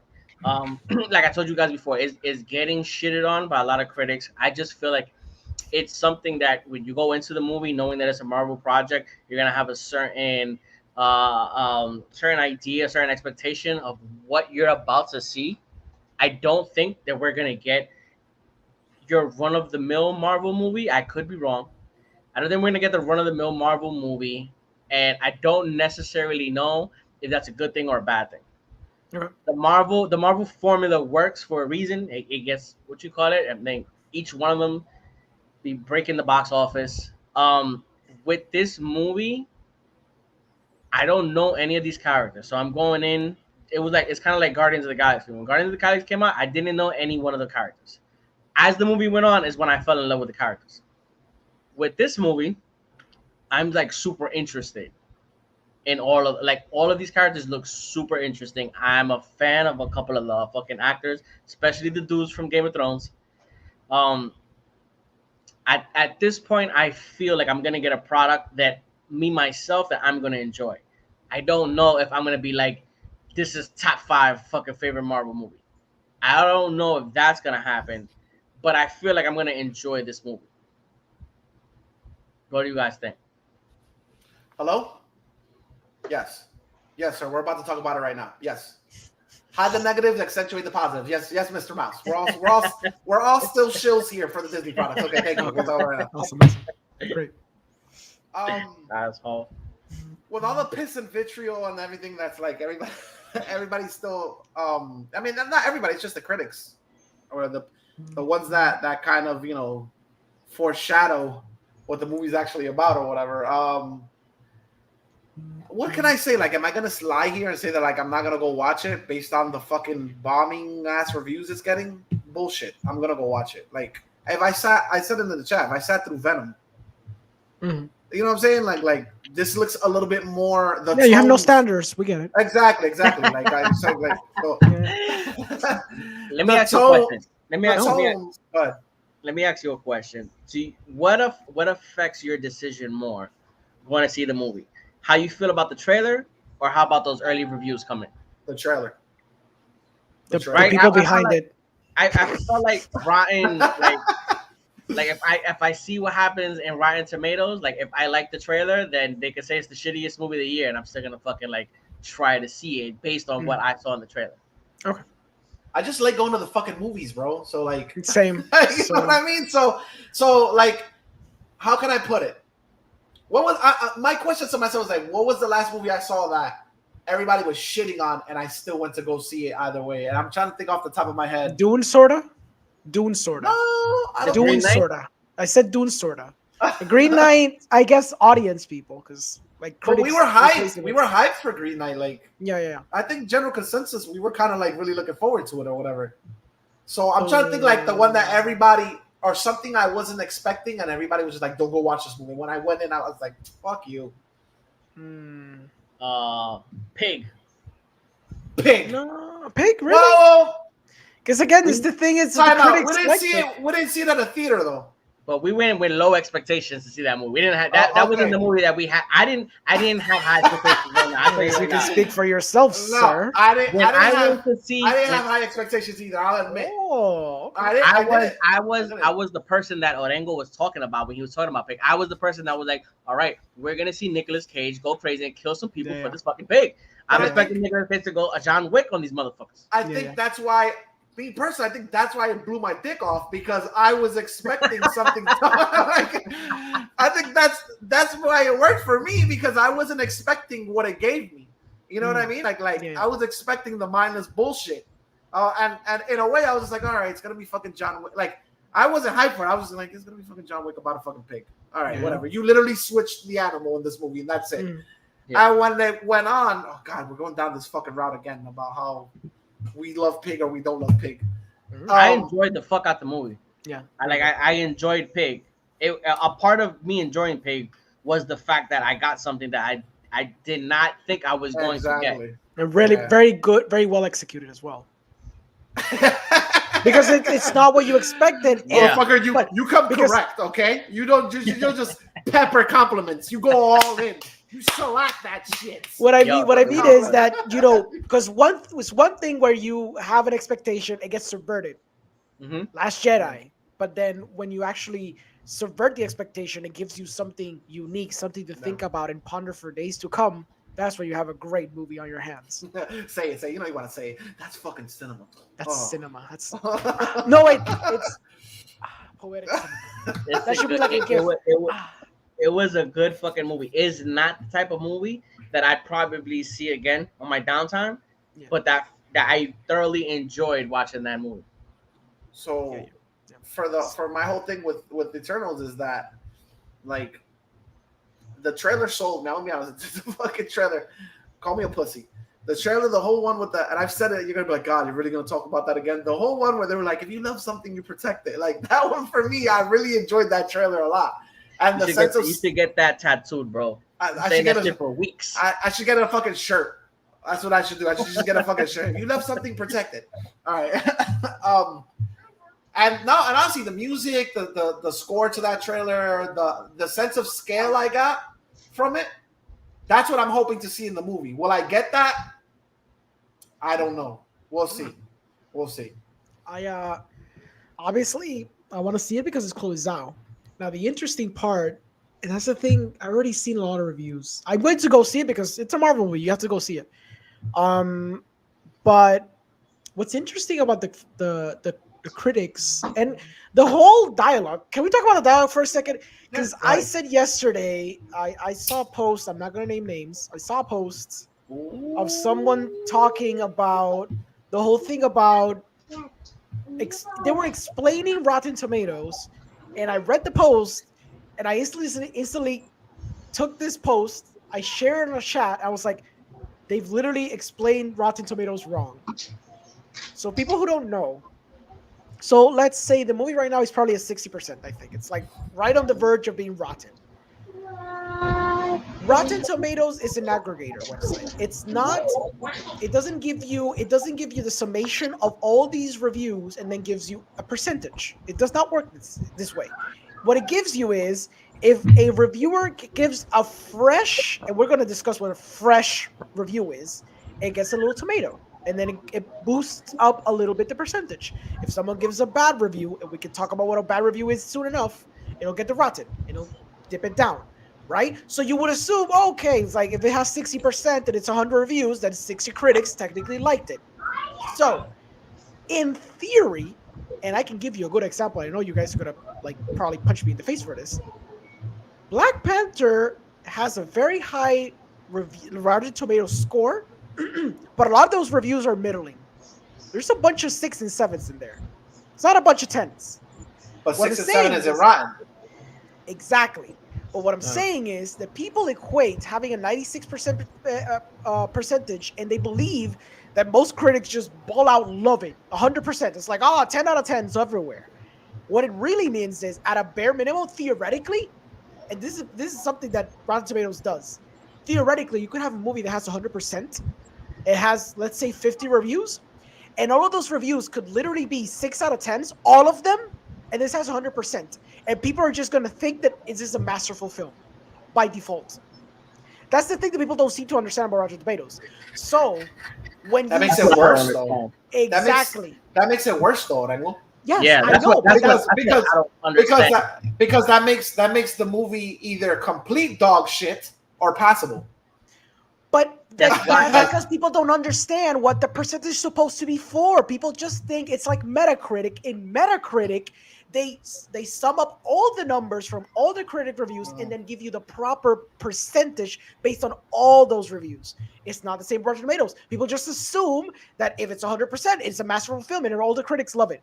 And because you can literally just scroll down and see a bunch of 6s, 6 out of 10, 6 out of 10, 2.5 out of 5, whatever. It's fresh. So going back to the Eternals, It does have a 60, but the interesting part about it is that it's not that 60% of them love it to the extreme. Actually, there's a lot of 6 out of 10s, 7 out of 10s. Not a lot of people are like, oh, this is just a masterful fucking film, whatever. And the things that they criticize are interesting as well. They keep saying like things like, oh, it's like a different Marvel movie for better or worse, because some people seem to love it, other people seem to hate it. It's nothing you've ever seen. It's very slow. It's very deliberate. It's almost like an art house movie. There's not a lot of action. I gotten to the point that I do not trust reviewers or Rotten Tomatoes. I literally saw 2 YouTubers. I saw Jeremy Jans and I saw Double Toasted, which is just 2 black guys talking about film. Those people, what? You couldn't just be 2 guys. We had to accentuate that they were black. Yeah. Not only that, he said just 2. He said it's just 2 black guys. No, just because usually they have more. They have more people, but for the movie reviews, it's just 2 guys. It's just older gentleman and like a 30-year-old, which is just cool 2 black guys. Just 2 black guys. And they give it to you straight. And they said the things that none of the critics are saying. They said, it's weird that a lot of critics are saying this is like the most different Marvel movie when it literally is a Marvel movie. Like, and Jeremy Jans said it best. This movie has very interesting ideas. They execute them to the degree that either you will love or hate. But in the end, it's not a Marvel movie until it is. And I think that's the takeaway that we should start getting from this movie. None of this bullshit that it's an art house film. None of this bullshit that it's basically Nomadland 2.0 with gods. None of this shit that even this guy said, the one from John Campia's show, Robert Burnett, that he said it's like, oh, it's like Prometheus but done right. Like I'm pretty sure it's not even that. Like there's probably some profound stuff, but there's a lot of exposition because you're introducing 10 fucking characters in this movie, and nobody could be up for that task. It's freaking impossible. James Gunn blew up half his cast in the Suicide Squad because he knew he can't just establish 20 characters in a movie. You just can't do that. So even he knew, like, I know I can do like 6 characters at best in a movie. But she's taking on 10 characters, 10 brand new characters you've never fucking seen in your life. They're gods. So there's already a disconnect with the human emotion aspect of you that you're not going to relate to them because you're gods. So there's a lot of working against her in this regard. I'm curious to see it. I feel the critics are being unfair in some aspects that don't necessarily... It's not fair in terms of the film itself. They're criticizing aspects that seem to be regarding the universe itself or Disney or the Marvel franchise as a whole and not the film itself. And I think that's one of the problems that we're seeing right here. I don't know. It's going to be like very divisive. I feel like it's going to be a very divisive movie. And I think they're going to be more polarizing than the critics. They're either going to love it or hate it. I don't think there's going to be in between regarding the masses, the plebs, the sheeple. So, I don't know. From that long diatribe, all I got was that Orengo basically wants Rotten Tomatoes to add a fresh, overly ripe, which would be the middle, and then rotten. I agree. Because he's tired of 6s contributing to a positive review of a film. Yes, because then just people will think, oh, it's the best. People have done it. And I've literally sat down when it happened with Captain Marvel. Remember, there was a bunch of like she got like a 90 something. I don't know. It was like a high percentage. When I sat down to actually read the reviews, a lot of them were like 6s. A bunch of them were middling reviews that just happened to be fresh. So I boosted up the percentage. You want to talk about that? I'll talk about that. That movie I was hyped for, and when I saw it, I came out feeling like this. Out of all the movies, this movie doesn't feel like it's up to par with the rest of the Marvel universe. Why not? Because I was literally bored. Okay. I found myself really very bored in the movie, and I felt like I hadn't seen like that much dead acting since like Kristen Stewart, which is so ridiculous because she's such a good actress. That's what pisses me off the most. That's what I'm saying. Yeah. That's how, I was like, I've seen her in other things. I hate to say something as stupid as Scott Pilgrim. Yeah. But she did so much more acting in something as fucking dumb as Scott Pilgrim than she did in that entire 2 hours. Like, yes, I agree. She seemed to be phoning it in so hard. I The was whole like, movie. what the fuck? I remember getting out of there and I called one of my friends from New Jersey. He was like, what did you think? And I was like, oh, this is interesting, bro. I think for the first time, because I remember seeing, I'm not totally defending it, but I remember seeing Thor Dark World with Nick. And we walked out of that movie satisfied. We enjoyed it. Yeah. Right, Nick? Yeah, I mean, some part, yeah. We enjoyed. He threw you under the bus right now. He threw you so hard under the bus. We enjoyed it. We didn't come out the movie theater like. I mean, I love it like Migs did, but you know, it's fine. All I remember is coming out of that movie theater was like, yo, this movie was fucking awesome. Loki. That was definitely me. That was okay. that all day. All right, then. Loki, yeah. So you enjoyed it. All right. So I love it because you're like, please don't throw me under the bus here. I remember enjoying that movie. Like we you know, we enjoyed that movie. So I honestly felt like walking out of Captain Marvel. I was like, oh fuck, like this might be the first one I really have not enjoyed.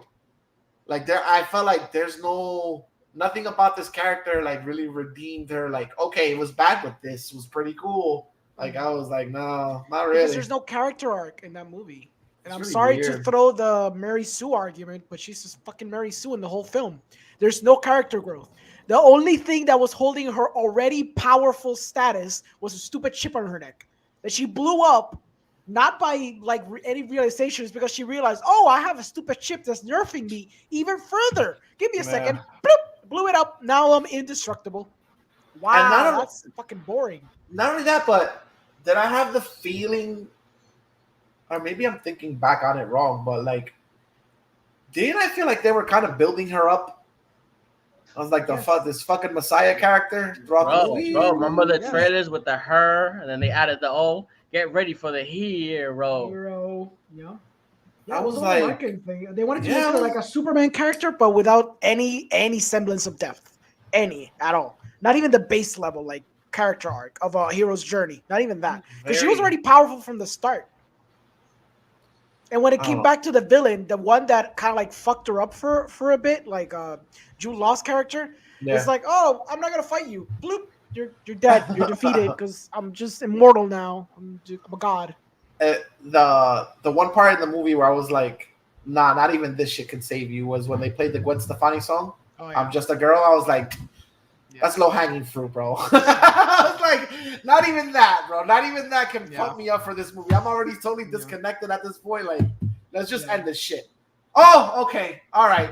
That's how Fury fucked up his eye. All right, let's get the fuck out of here. Yeah, so ridiculous. So ridiculous. That was so stupid. Yeah. But like, I didn't know about the Rotten Tomatoes shit. That's how it works. That explains so much, because there's movies. I mean, I don't know how you guys feel about it, but there's movies I remember when Paddington came out. Yeah. They had like a 98, 99. And I was like, whoa, wait a second, time out. He's gonna shit on that. Yes. Respect the fucking bear, bro. Bro, I seen it with my kids. I seen it with my kids, and they were like, time out. No. We're screwed. Sorry. If you grew up in a ghetto ass neighborhood where you didn't have access to fine literature like Paddington the Bear, I was watching Arthur. Fuck Paddington. If you were watching Spice at a young age instead of reading children's books, you leave that bear alone, goddammit. There you go. Him and his raincoat. Bro, fuck Paddington and that raincoat. Symbol of childhood. Even my kids was like, Daddy, can we change this shit already? That movie, bro. They sure are your daughters, for sure. Bro, you said you give that movie a fucking 98? I love time out a second. First of all, our children's are products of us. Okay. Maybe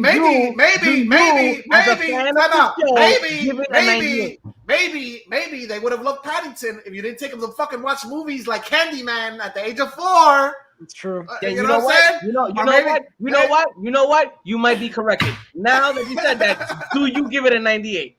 I give it a 99.7. You're a fucking full of shit. Paddington has a fucking character arc in that movie. All right? I'm bullshitting because I've never even seen it. I was like, damn, you're so passionate about this bear. Goddamn. Fucking Paddington. Beautiful Paddington. Has that not happened to you, though? Have you not, now that, because I didn't know, everything that Orengo explained, I didn't know that. So now that Orengo explained that, is there a movie that you saw that got like a 98? Bro, I think in general, like, how the fuck did it get it? I think in general, there's always gonna be movies Like where that. like, what do you mean? trying to get us canceled, bro? Relax. Sorry. I'll Gonna stop. have I'll keep going with that. a certain demographic come and just totally just cancel this channel. Okay. Just No, seriously. Okay, wait a second. I think in general, there's always movies in any rating system where they'll like. I'm not looking at anybody, IGN, but like they'll totally rate it in a certain manner. We're like, what the fuck were they watching? Yeah. Like honestly, like. You know, like even the math, like they'll break it down for you. I forgot. Okay, I'm trying to think about a YouTube channel. He literally used to do that too. I don't remember, but I know there's an IGN channel. I mean, not IGN. There's a YouTube channel I've been watching recently, and Homeboy literally has 3 different categories for his rating. He has the cinephile rating. He has like common Joe Schmo rating. I like this. And he has something, and each one has categories like visual aspect, sound, blah blah blah blah blah, and then they get a rating de tres diferentes perspectivas or whatever. That's cool.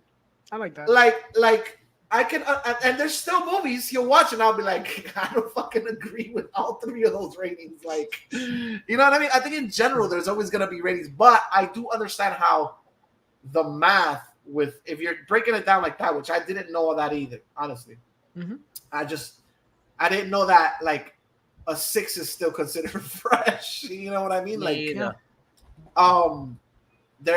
math on that side is fucked up. But I think in general, we've seen movies go to sites and they've been like super highly praised, and we're like, what the fuck did they watch? You know what I mean? Like. The math is the thing that bothers me the most about Rotten Tomatoes now, because now you've just totally like I wipe my ass with them, honestly. Yeah. That's what I'm saying. That's why I always like I see the percentage and I scroll down and I see some reviews just sprinkled throughout to have a general idea.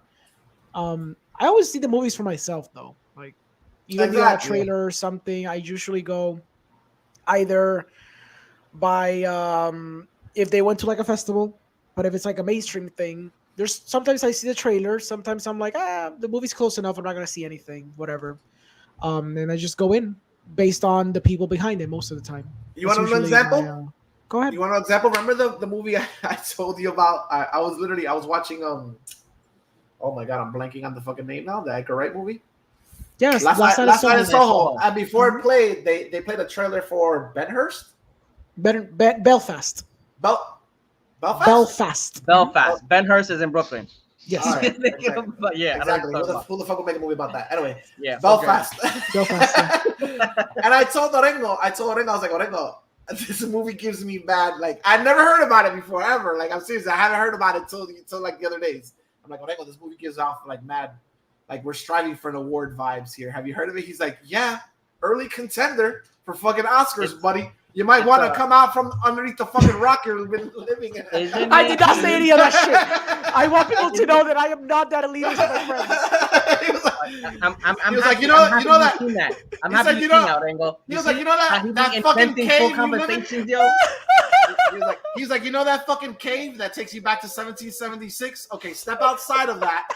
And now that you have access to internet, you might want to open your motherfucking eyes. This is the shit that he does. I want everybody to see this shit. This is what fucking Miguel does all the fucking time. Invent full fucking conversation. It's not what you say, okay? It's how you say it. It's how you say it. Orengo could have easily said, oh, yes, I have heard of this movie. Yes. But Orengo said, oh, hello? I started saying, Miguel, like, what the fuck, bro? I thought we were having a discussion. This is Kenneth Branagan's masterpiece. You know who Kenneth Branaghan is? I did say that shit, though. I did say earnestly, like, you know who Kenneth Branaghan, you know, the guy who made, like, that history, the train movie, I forgot the fucking name, Orient Express movie, you know that guy? He's in Tenet, isn't he? He's the villain in Tenet. No, he's in the other one. And he's in... Oh, right, he's the villain. I forgot. He's the villain in Tenet. So forgettable. This is I remember him. No, you don't do that. You do it the way you're supposed to do it. Hello? He's the villain in Tenet, Orengo. Exactly. Come on. Like, Well, yeah, that's Anyway. like his movie. It's like semi-autobiographical, I believe. That's why. So- and I told Nick the whole thing about why it's shot in black and white because we started having a discussion on that. So my point with that Yeah, trailer is that trailer doesn't sell me on the movie, but I Right. got like a feeling about it. Like I gotta watch this. Yeah. Like, man, it like has the- like an importance to it. Exactly. Like I was like the subject matter here seems kind of like it's gonna be heavy and like all these different perspectives of all these different like I think what I understood was like generational gaps of people living there. Yeah. So I was like, I want to see this, and that's Isn't it loosely based upon his life? Yeah, it's semi-autobiographical from my understanding. Yeah. I say early contender because I think it won. The thing is, you know, when you get like into this whole world of the Oscar prediction shit, this movie won. I don't know if it was a audience award or a critics award. I think it was a TIFF, and usually that's a good aggregator of what ends up being early Oscars contender and possibly an Oscar winner. So that movie, since it won that specific award, they're already talking buzz about it, you know. And I'm pretty sure they're gonna push it because they always do. what did you say? That's what I haven't heard about it this whole fight. Like I've never heard this. I would just say, "Oh, don't worry, you'll be hearing a whole lot more." Oh yeah, about that is true. movie. I did say full. I fully did say that. Yeah, the same thing with like Coda. Remember the Coda one, the movie that Apple TV bought? Yeah. On Sundance.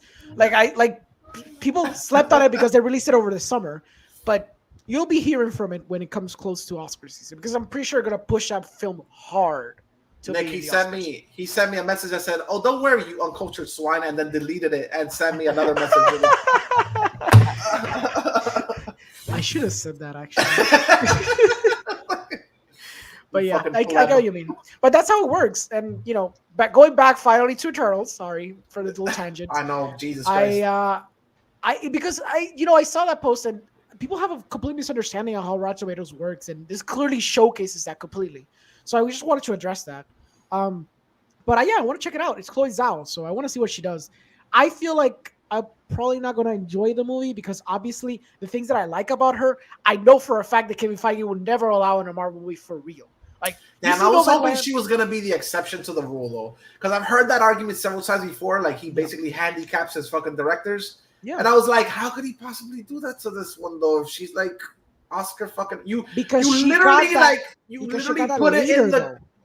Pero como quiera, you literally fucking put that into the goddamn marketing of the film. Claro, pero that's the only reason why. The only reason, bro, because they was like, yo, we're not only we're gonna have a woman director, we're gonna have a minority woman director and an Oscar award woman minority director, bro. That's money moves. Kevin Feige directs these movies, bro. They just add these things. Yep. Everyone just adds a little spice to it on a visual level. That's kind of where it ends. But there you go. Like Taika Waititi has his brand of humor. You have James Gunn, which just has his character arcs and his brand of humor a little bit. Chloe Zhao has her aesthetics and maybe some themes that she likes to pepper around, like the naturalism element with humanity and how that's kind of like molded together. That'll be in the movie a little bit. But in the end, I bet you in the end, it's going to turn into a third act CGI action fest. I bet anything. I bet $5. I bet $5 is that's just going to be the end of the movie.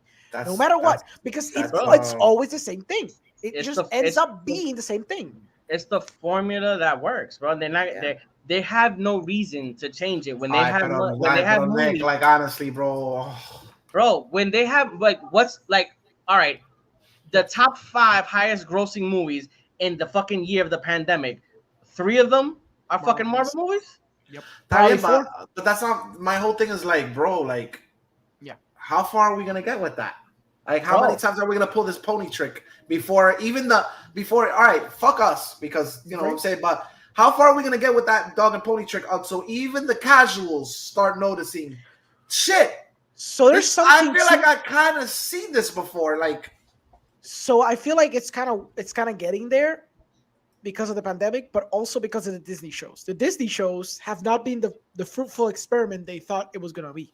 Because it worked for maybe Loki and maybe WandaVision, but Falcon and the Winter Soldier didn't do so well. And we know what happened with What If. No one freaking saw that show. So I think we'll see what happens with Hawkeye. Maybe that character, a lot of people really like that character, so maybe that could be the biggest hit theoretically. But if it isn't, I think you might be onto something that people, just casual people, are going to be like, well, I'm just going to go see a Marvel movie every once in a while, and that's it. But the shows, So you know how at one point in time DC felt like the majestic company with happy endings attached to everything. Yeah. I feel like the movies with Marvel are kind of like turning into that. Like the whole, like you said, like the whole thing with the movies for me is like, and I will be honest with you, you know where I think it clicked in my head? Shang-Chi. Yeah. For me, I think I got tired of it with Shang-Chi. Like, was it Black Widow? I'm very surprised it wasn't Black Widow. No, because even with Black Widow, I felt like the scene at the end wasn't a big CGI monster. It was a CGI set. Sure. Skies, you know what I'm saying? But yeah. The whole thing of like story, CGI showdown, like it literally is. Dude, come to think about it, it might be literally from a certain point forward, it might be literally in other movies. Think of one that doesn't have it. Yeah. Bro, but you think that that's just Disney and Marvel? True.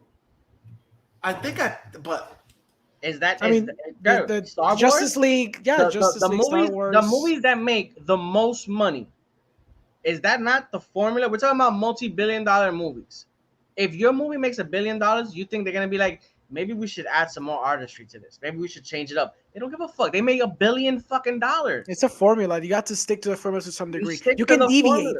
You know, when you do the sugar and spice and everything nice, you kind of balance that shit out. You're like, okay, it's going to be like 30% Chloe Zhao and then 70% Marvel. Or maybe what they did this time, because it was Chloe Zhao and they had some faith in her, maybe it was a 50-50 split. And maybe that's the thing that everyone's flipping over on. So maybe now Kevin Feige says, like, okay, so Eternals, unless it makes a shit ton of money, then it won't matter. But if it doesn't, then they'll be like, okay, let's rework our movies going forward. And Sam Raimi, I know I told you that you have some creative liberties. Gotcha, bitch. You don't got that anymore. I'm going to take over that movie. I'm going to make it my own. It's not going to work. Bro, you're going to have some bad humor. Time out. Bruce Campbell is going to be right here. Did it literally happen already? Aren't they reshooting to supposedly to tone down Wanda? That's what the rumors are. That's what I'm telling you. The rumors right now are that like there was a cut of this movie and somebody was like, "Whoa, wait a second, Wanda's doing what?" Yep. No, buddy. We told you go dark. But how the fuck are we supposed to sell blood-soaked Wanda? Like, you can't do that. Like, bro, she's flossing her teeth with Xavier's intestines. Like, bro, we can't put that on a trailer. But remember, at this age, now that we're gonna be in our mid-30s, at the end of the day, we're not looking for Marvel for those experiences to begin with. You know what you're gonna get from Marvel. I'm not looking at Marvel for this movie experience that's gonna change my life. I'm going to see a Marvel movie because I want to see the characters that I grew up with, and I want to see iterations of the stories that I grew up with.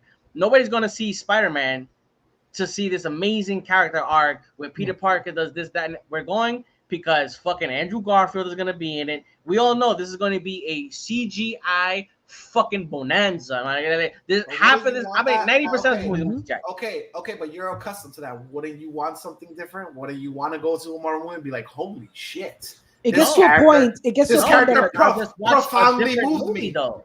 But that's the point. I'll just go ahead and there are movies that exist for that. I'll just watch a different movie, and then when I want to see CGI, which I'm going to want to see every now and then, I have my option in Marvel. I think with the fucking funds they have and the resources they have, it's a shame. Yeah, bro, but that's like it's a shame that like we can't say that. We can't. So I'm not a big total transparency. I don't know shit about Moon Knight, but the way the character's been described to me, like there's nothing cookie cutter and happy go lucky about that character at all. How the hell do you apply the Marvel formula to that? You'll find a way, maybe with quippy jokes or maybe with lighthearted characters. There's I have a mental disorder. But when I'm a schizophrenic person. But when they released something that was like that, like Daredevil, you didn't fucking like it.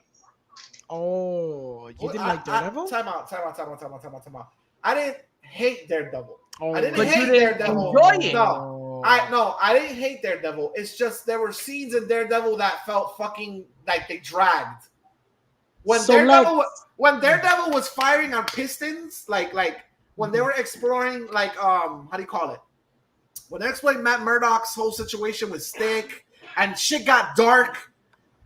You know what I'm saying? Shit got dark, or the fight scenes and what that to me was good or whatever. But to be honest with you, the fucking like to spend 4 or 5 episodes on a romance back and forth with Elektra, and like that shit was a little bit too long for me. Like honestly, it was a little bit. Not to mention, I didn't like Elektra's casting. I'm sorry. So Miguel, would you argue that you are the type of hypocrite critic that argues that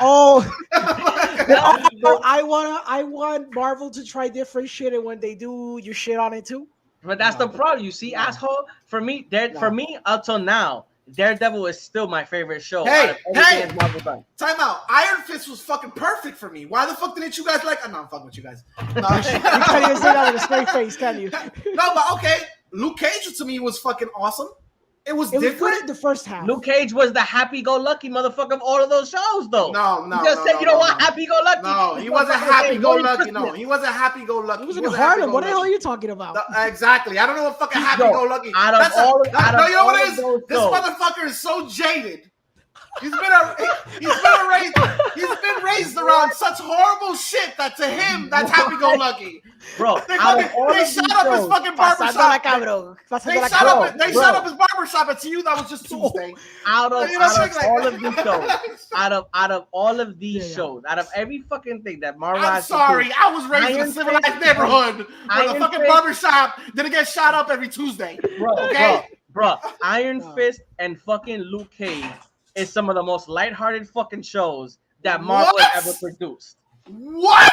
That's some of the most lighthearted shit that Marvel has ever fucking produced. Yo, that shit literally ended in a fucking scene from Rocky 5. This nigga had a street fight with his fucking half brother in the street. Because in Harlem we saw shit with these. Bro, that was one of the most lighthearted fucking shows. Luke Cage, the character of Luke Cage, not only was I think bulletproof, but everything was bulletproof. Like he would get hit and he would be like, "We gotta keep doing the right thing. We gotta keep doing the right thing." No, that character. What are you talking about? That character has fucking inner struggles. The struggle with his father, the struggle with his dad, the struggle with everybody looking at him as a symbol and he can't control. You know what I'm saying? Like the deterioration of his fucking neighborhood. Everybody relying on him. The whole thing with Cottonmouth. Where basically the whole fucking block is being Cottonmouth was the highlight of that whole series. And you're gonna tell me everything was happy-go-lucky. But that was it. That was it. Literally blowing up Chinese food shops with fucking missile launchers. Bro, that happened in the fucking bodega in Spider-Man. It was blowing shit up. That happened at all. That happened. You talk about they had a shootout. They had a shootout in one of the scenes. This bitch and fucking Falcon and Winter Soldier blew up a building full of fucking innocent military niggas. So that shit happens in all those shows. That it's not like it was so much darker because they shot up a barber shop. So that's in everything that they do. Somebody gets shot up. Again. To me, Luke Cage was a really good show or whatever. Again, I like Daredevil. There's just certain things that dragged on a little bit too long. Iron Fist is blasphemy. Punisher, we don't even want to get into fucking the levels of the Punisher. But I think Luke Cage was a very, very good show, whatever. It's just the actor they chose to play as Luke Cage is a little bit too clean cut. Did you like this one, Jessica Jones? I didn't. I'm gonna be honest with you. I saw a couple of episodes of it, and I wasn't too like wowed. Because you're a sexist. Yeah, exactly. There's too much male. There's too much male toxicity in me to allow myself to. Yeah, like exactly. You'd be like, obviously, she did not get R'd. I'm seeing a pattern. Fuck Captain Marvel. The bitch in Daredevil I didn't like. Jessica Jones is whack. I'm seeing a pattern. Excuse me. Yeah. Okay. Guess what broke that pattern? WandaVision. Oh, so you are capable of liking a female. That doesn't apply. Sorry, that rule doesn't apply here. Sorry about that, buddy. That little box you're trying to pigeonhole me into. No, sorry. Oh, boy. Anyway, when it comes to Marvel movies, I don't expect them, nor do I want them to fucking change. It's that you don't go to a fucking steakhouse and ask for fucking. Actually, yes, I do, asshole. I go What? to Outback and order salmon all the fucking time. So Bitch, I wasn't gonna say that, salmon, asshole. I was gonna say you don't go to a fucking steakhouse and order like fucking Chinese food or some shit. Because that's what they get. That's what you have. You go to steakhouse to get what they sell: the grilled chicken, the fucking salmons, the steak. That's what you get over there. You don't go there and say, "Let me get sweet and sour chicken." that's a horrible strategy. What you want to say is like, I'm accustomed to eating McDonald's, and since this is really bad for me, but it tastes good, I'm just gonna eat it all the time and be happy about it. No, But son. that's sometimes we need some Kobe beef in our lives. But that's the point, though. If you go to McDonald's, you don't go to McDonald's and fight McDonald's why they sell Big Macs and they don't sell Kobe beef. You just go to a different place. No, You're still gonna enjoy McDonald's every now and then. Have you been to McDonald's in Japan? Do I look like I've been to fucking McDonald's? All right, then, son. My God. The quality of Beautiful. food is different because they know they got resources and money to give something different to the customers, still attached to the golden arches. I still feel like if you go to McDonald's in Japan, people are gonna look at you like, look at this fucking guy. Yeah. In Japan eating at fucking McDonald's. What the fuck are you talking That's about? true. And they have we have Wagyu burgers. That's probably the lowest end of fucking Yep. Wagyu burger that Yep. they have, bro. I heard they have excellent fish sandwiches. Bro. I agree with Lex though, because Wow, this is what happens There's when this we don't do perception- episodes for like fucking 2 weeks. We just got pent up fucking yeah, we aggression. got pent up frustration. We got like we need more weekly releases. We can't do this every 2 or 3 weeks. It's insane.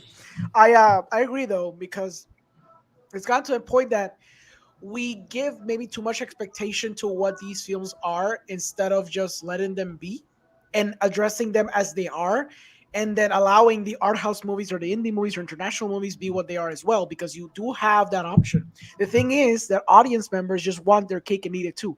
They want their schlocky good fun, but they also want something more profound and deep. And I'm like, no, you just can't have both. You could, and it's commendable when it works. I don't love Dune, but Dune is an attempt at doing a melding of both worlds. If it's successful, but most people agree it is. So, you know, I'm in the minority, didn't like it that much. But I would say an example of that could be like Blade Runner, where you take what it could be a franchise, this world building universe that, you know, was created by Ridley Scott. It was expanded on it in a way that doesn't appeal to the masses, or it does a little bit, but not really. So there is possibilities of having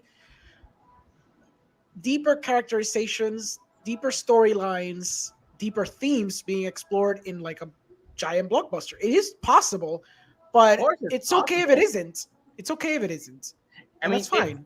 It is possible because we've seen movies, and I'm gonna put this example because it's just my favorite director. But like, you've seen Inception, you've seen Interstellar, which are not regular. I wouldn't say that they're art house movies, but they're not movies that hold your hand either for every little thing. Oh, this is this is that. There's some thinking involved with these movies, obviously, because you see fucking people all the time be like, I didn't understand this movie. I didn't understand this. I didn't understand that. But it's also a blockbuster. Like Inception. But they take a risk with Inception. Hundreds of millions. What? But Inception is a risk. That's the thing. It was a calculated risk because they gave it to Nolan after he proved himself for like a decade. That's the thing too to consider. But they don't make Hollywood doesn't make movies like this. No. You wouldn't expect, because you can't, to have a Marvel movie be a certain way other than a Marvel movie, because you still have to have some level of formula, because that's the shit that works. And think of it like you know what you are. You're someone who's giving you a product. If your product's good, why would you change the recipe? I understand that. You start changing that shit when people get tired of it and you notice it across the board. Mm-hmm. If you have a Big Mac, or if you have like a Coke or whatever, and you want to make Coke Zero, and it seems successful until it wasn't, or whatever, then you reinvent. You reinvent the branding, you reinvent what's inside of it. You, instead of 11 herbs and spices, you add 17 herbs and spices. I don't know. Like, you reinvent when you realize that your recipe is not working anymore. But you got to admit, if it's working, it's working. And Kevin Feige will keep doing it until it doesn't. Of course. But that's a question though. That's a question though. Yeah, But there go will ahead. be an expiration date on this formula, dude. I feel like it will be There will be an expiration date. I because guarantee history you, dude. history has proven to you there is expiration points. But There but that's the thing. At the point where they're in now, Mhm. 10 years in, Mhm. right now, they're not thinking. They're not. There's no blip on the map that's letting them know we need to change anything. They're planning shit for the next 5 to 6 years. Yeah. Why? Because right now, today, it's still working. But When Spider-Man comes out, and in I the fucking disagree with that pandemic- though. I disagree with that though. Why? Because that can blow up in their face. Okay, go on. Because like just like this movie or whatever, to me, it's like boxing. You're only as good as your last fight. So you're So- thinking that if so- Eternals doesn't make money, No, that's not gonna be a red necessarily flag? Eternal. I think it's gonna be a little bit of a red flag of like, Okay. you know what I mean? Because Spider-Man's going to make a shit ton of money, and we know that for a fact. Like, Spider-Man is we gonna can- make we can money. bet. That's When easy. fucking That's an easy Doctor bet. Strange comes out, That's Doctor gonna be an Strange is easy gonna make bet. money. Exactly. It's gonna be The an easy bet. fucking Like, next- we can argue the Eternals one for sure. There could be But something Eternals, because Eternals, the only reason that we can speak about this is because Eternals slightly looks different. Oh, you went that route. You're gonna say the reason this movie bombed is because it deviated from the Grand Master Plan. That's what you're gonna say. If it bombs, do you not think that legitimately is why? I think that's the way. I think that's the way they'll paint it. I think that's literally what Marvel's gonna do. Was like, I think they're not gonna blatantly say it was Chloe Zhao's fault. They can't say. They're not gonna blatantly like. They can't say it's not her fault. They can't say it's her fault. It's not gonna be her fault because she's not the only component of why this movie is different. I agree. There's a The bunch of critics components might say that make- shit because they don't know any better, but it's not true. Exactly. There's a bunch of when it comes down to the writing, even the screenplay, like everything about this movie, what they're trying to do is make it slightly different. But Which, in by a the year, way, who wrote this movie? That's a good question. It's like I don't 4 know. different writers or some bullshit. There's a But bunch of people. in a She year- did it. She did write a script or two. Decca's not here. Decca's not here to defend them. right. In a year, after you get Black Widow, after you get Shang-Chi, Eternals, and Spider-Man, if 3 of the 4 movies make a lot of money, and Eternals is the odd man out, it's because they deviated from the plan. If the formula worked all year and the only one that they said let's try something different, if that one is the one that didn't work, then bro, 1 + 1 = 2, baby, all day. That's what they're gonna say, and that's what it's gonna be proven, bro. The formula works. The formula, I'm telling you right now, the formula is gonna continue to work because as we get older, there's kids that are gonna get into their teenage years. Those teenagers years, like if Marvel, if all these movies came out when we was 12, 13, we would be sucking on that fucking Marvel dick until our fucking mid-20s right now. And do you think the newer generation gives a shit about these characters as much as the people that are coming in from like the Iron Man 1 days? They don't. I'm gonna tell you what. The shit that they give is different than the shit that we give, and I'm gonna explain it because the shit that we gave was we didn't grow up with these characters on the big screen. We grew up with these characters, Saturday morning cartoons, our comic books. So these characters mean different to us. But our kids, Iron Man will always be synonymous with Robert Downey Jr. Like these movies are different because our kids are growing up with all these characters in live action. Yeah. So to them, it's gonna mean something. That kid that was 13 when Iron Man 1 first came out, that kid is 23 years old right now. He's still young as shit. He's probably balls deep into the MCU. We'll see. It's just different from us. We grew up different. I have faith that the fucking se le va a virar la tortita much sooner than I think. Okay. Like that, and they'll be forced to reinvent themselves in a much smarter way. Like honestly, no, I bro, think so. I think so. I believe that numbers don't lie, bro, and I believe these movies, just like how there's been fucking numerous Batmans, numerous Supermans, like we've had live action fucking superhero movies that the only reason that they didn't have this big CGI battles at the end because they couldn't afford it, and it's probably the technology wasn't there at that time, but bro, a lot of the formula, it hasn't changed. You have special movies within the genres. Yeah, because Batman, you don't see no CGI fest in Batman, and we fucking blew that movie hard. But again, that's just going back to who did Batman. That's what I said about Inception. That's what I said Interstellar. There's certain people. There's certain people that could mix that. It's a really good movie, but at the same time, it's a blockbuster movie. For better or worse, anybody can say whatever the fuck they want about Christopher Nolan, but he has found a way to take a movie that's not necessarily cookie cutter and also make it a blockbuster, make a shitload of money from it. But that's not the regular thing. That's a special case. Yeah, His movies, his superhero movies, could probably be considered one of the best superhero trilogies of all time. Yeah, it's in the conversation. But aside from that, that's not the normal thing. That's not what happens with all these other superhero movies. And that's, bro, I'm telling you now, money talks. No matter what we all want, no matter what we say, if they continue to make the money, if next year Doctor Strange makes a shitload of money, Thor makes a shitload of money, it gets close to anything near $1 billion, that's just people letting them know what you're doing is right. Yeah. Keep it's doing funny it. because with all that shit on all that spiel we just said, I will be going to see these movies in the theater. So yeah, of course, we need that juicy content. So bro, because every now and then you get that craving from those fucking French fries from McDonald's. You know they're not good for you, but why you want? Because it tastes good. Momentarily, it tastes good, bro. Honestly, like it's just I like these characters and their world. It's just like sometimes you just want a little bit more. Like you could have done this. You know what I mean? Bro, but that's totally understandable. Because even when we talk amongst ourselves about these movies, this was a stupid decision. They could have did this. They could have did that. But remember, for them, they're not looking at it. They're not trying to make anything artistic here. They're a company. The mouse is a fucking company. The mouse only sees dollar bills.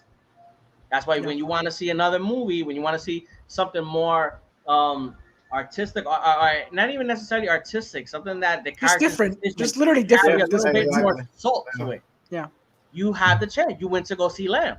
You have the ability to do it when you want to do it. That's true. That was a fucking experience and a half. But gotta check it. I'm gonna see if I see it today. Yeah, getting off of Marvel. Let's get into the nitty gritty of what today is supposed to be about. Oh, right. Dune. Oh. Now, all of us seen Dune. Like I said, I'll explain the same thing that I explained before. I enjoyed Dune from a visual aspect. I think the movie was really, really well done. For I don't know why, but like I told you guys multiple times, I just love the idea of them riding through fucking dragons on those fucking ships that were like dragonflies. For some reason, I just fucking love that. Omnitopters, sir. Omnitopters. It's a magic card. I thought it was so dope. I think it's the type of movie that, like you guys have said, like Migs has said and Jordy said, yeah, visually seeing it in IMAX is probably another level. It's probably a whole different level than seeing it on my fucking 65-inch. I still enjoyed it on my 65. It still looked good. For me, the problem that I have with the movie had nothing to do with how it looked. It wasn't even like all of the direction of the movie either. For me, this movie it didn't feel like I got to see a complete movie, even though I know it's a two-parter, but it is a two-parter. The Lord of the Rings is a three-parter. Before you get into the first movie, you know that the story is not going to technically end. It's going to keep on. But when I saw the first I felt pretty satisfied with the ending. When I saw Fellowship of the Ring, I was satisfied with the ending of Fellowship of the Ring. Even though I knew it was going to continue, it felt like I got to see a full story. This one really, really feels like Dune 8. Instead of Dune and then the sequel, it felt like what it is. It's an incomplete. Would you have been more would you have been more happy if you just saw all the people in the desert running towards the sequel? Yes, if I would have saw a big 2, like if the worm would have did a 2 and they ran to it, I'm like, oh, here we go. Miguel, did you see it in IMAX or? Yeah, I saw it in IMAX. I had to go to a fucking museum to watch this movie. Okay, so we can argue, Miguel, that Lex's opinion is worthless because he did not see it in IMAX as you're supposed to be consumed. Exactly. So obviously, no matter what, transparency. He didn't see it the most legal of ways either. oh, that's true. He didn't So see it the most legal of ways either. double.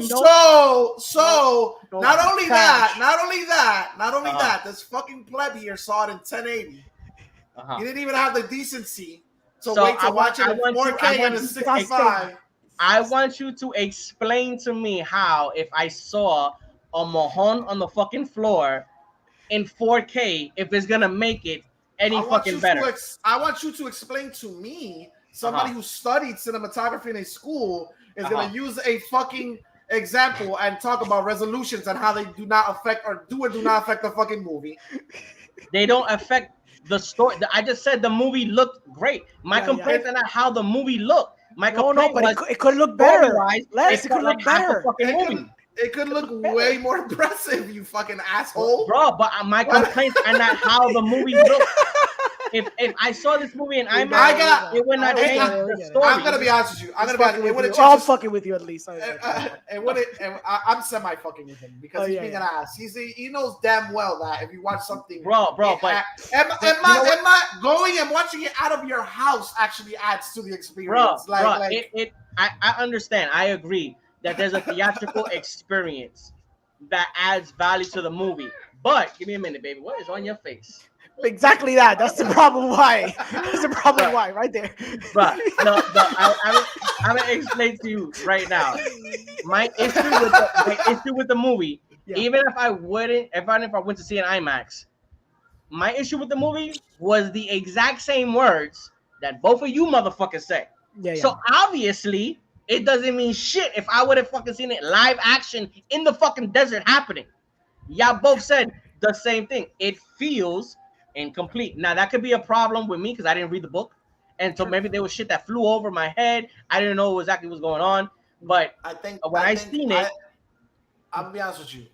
I think so maybe it's the way the pacing goes in the movie, not so much that it's an incomplete. I feel if they had kind of re-edited some stuff and not ended it the way they had ended it, if you had put maybe some of the confrontation more in the maybe if you would have grouped a little bit more of the confrontation in the middle of the movie, and left more of the trudging in the desert, more of an explanation of the trudging in the desert and more of the symbolism near the end, you would have been fine. Because it feels like it builds up to something, right? Am I correct in saying that? I find it builds up to something, and the ending battle isn't as epic as the shit that goes on in the middle. Well, granted, you don't see a lot that happens in the middle. They just attack them and they kill them all. But the fucking scale of the shit that's going on is like, you know what I mean? Like, it's on a big scale, but like I said, it maybe it is. Maybe it wasn't on a big scale for you. You saw it like in a potato tablet, right? I had to go like this to see what was going on. 360p or something? I had to go like this to see what was going on. Yeah, it was a little intense seeing it on IMAX actually. And I was sitting in the back too. I can say the difference, and in my head, I already know that when I saw Fellowship of the Ring, the whole movie is based on one book. Yeah. So it has a conclusion because the movie is a full movie about one book.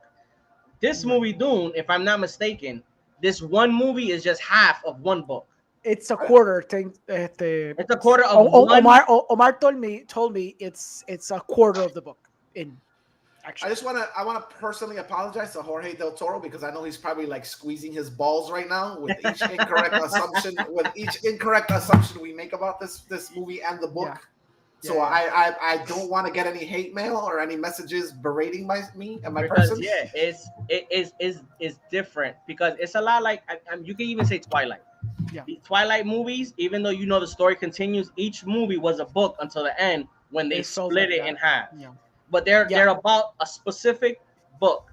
This one is the whole movie is not about one book. So I mean, I don't know if there really was any way around it for it not to feel like for me, a satisfying conclusion, knowing that it's not about a book. It's about a couple of chapters in the book. So it's an app comparison will probably be when they split Harry Potter and the Deathly Hallows Part 1, Part 2. But I would argue that at the very least, Part 1 and Part 2 have more of a semblance of a complete movie in each one of them than this one does. But that's what I'm saying. Another example would be like the Lord of the Rings ones you mentioned. I would argue that Matrix Reloaded, Revolutions, if each movie feels like it is a complete package on its own and then it just ends on a cliffhanger. But like you said, the fact that it's split and you feel the split, it feels very incomplete as its own movie. Thank God we're getting a second part. But we still have to, and I've mentioned this in the other podcast, and I mentioned this a couple of times to my friends, we still have to criticize the movie as it is. It's a movie. We still need to criticize this. We can't be like, well, dude, you're still missing the second part. It's like, well, yes, but it's still a movie. Like, if tomorrow the world, we have a catastrophic fucking event, and we only have access to this fucking copy. Yeah, well, it'll be one of the worst movies ever made because it's so inconclusive. No, exactly. It's like if the Two Towers never came out and Return of the King never came out, I still would be highly enjoyable experience watching Fellowship of the Exactly. It does have a semblance of a conclusion even in the first movie. Mm-hmm. So, yeah, I agree. That's one of my only problems with the movie, because I really like a lot about. I like the characters about the movie, like the set design. I really enjoyed all the movie, but that ending, it fucked me up, yo. It took me out of the movie. I rewatched the first one. I mean, the original one or whatever. Like before watching this one, yeah. And what the most thing I got like going into, I was like, oh, they're omitting characters like right off the bat. Mm-hmm. They're like they're keeping certain characters and like not even mentioning them, or they did mention them, but they're key players in the original. I'm like, I'm curious now. I'm like super curious. I'm like, who are you gonna cast in these roles? Because you indirectly kind of built them up. Yeah. Because you kept them in secret. You know what I mean? Yeah. So, like if it would have ended, at least with them showing the Emperor and showing him making the moves and like talking, saying something okay. This is going according to plan. You wanted some fucking Hunger Games shit. This is you wanted like. But that's what I'm saying. Like it might have felt a little more conclusive. We would have got to see something else than them just embarking on this journey through the fucking desert. I had a conversation with one of our friends, and he's read the books, and I asked him, I was like, "Is Idaho, Jason Momoa's character?" Was Idaho's character that short-lived or tampoco tiempo le dedicaron a esa persona al libro? He says that yes, his character's short-lived. Me personally, I could have done without fucking Jason Momoa in this movie. I felt like his acting was just like it didn't match the tone of this movie. Like he was just being Jason Momoa. Jason Momoa, exactly. I have nothing against Jason Momoa at all, dude. Like. I like him in some of his movies or whatever, but watch your fucking tongue, bro. I guess I know, right? Watch your fucking tongue. You talk about the Momoa, son. I know, Jesus Christ, man. The Gypsy I like what the character is. This kind of like bodyguard / mentor-ish, but he's like the cool uncle to Timothy's character. I think that's what he's. I think, but that's what he's supposed. Because even I feel like even Oscar Isaac's character, like at one point he said that's what he wanted.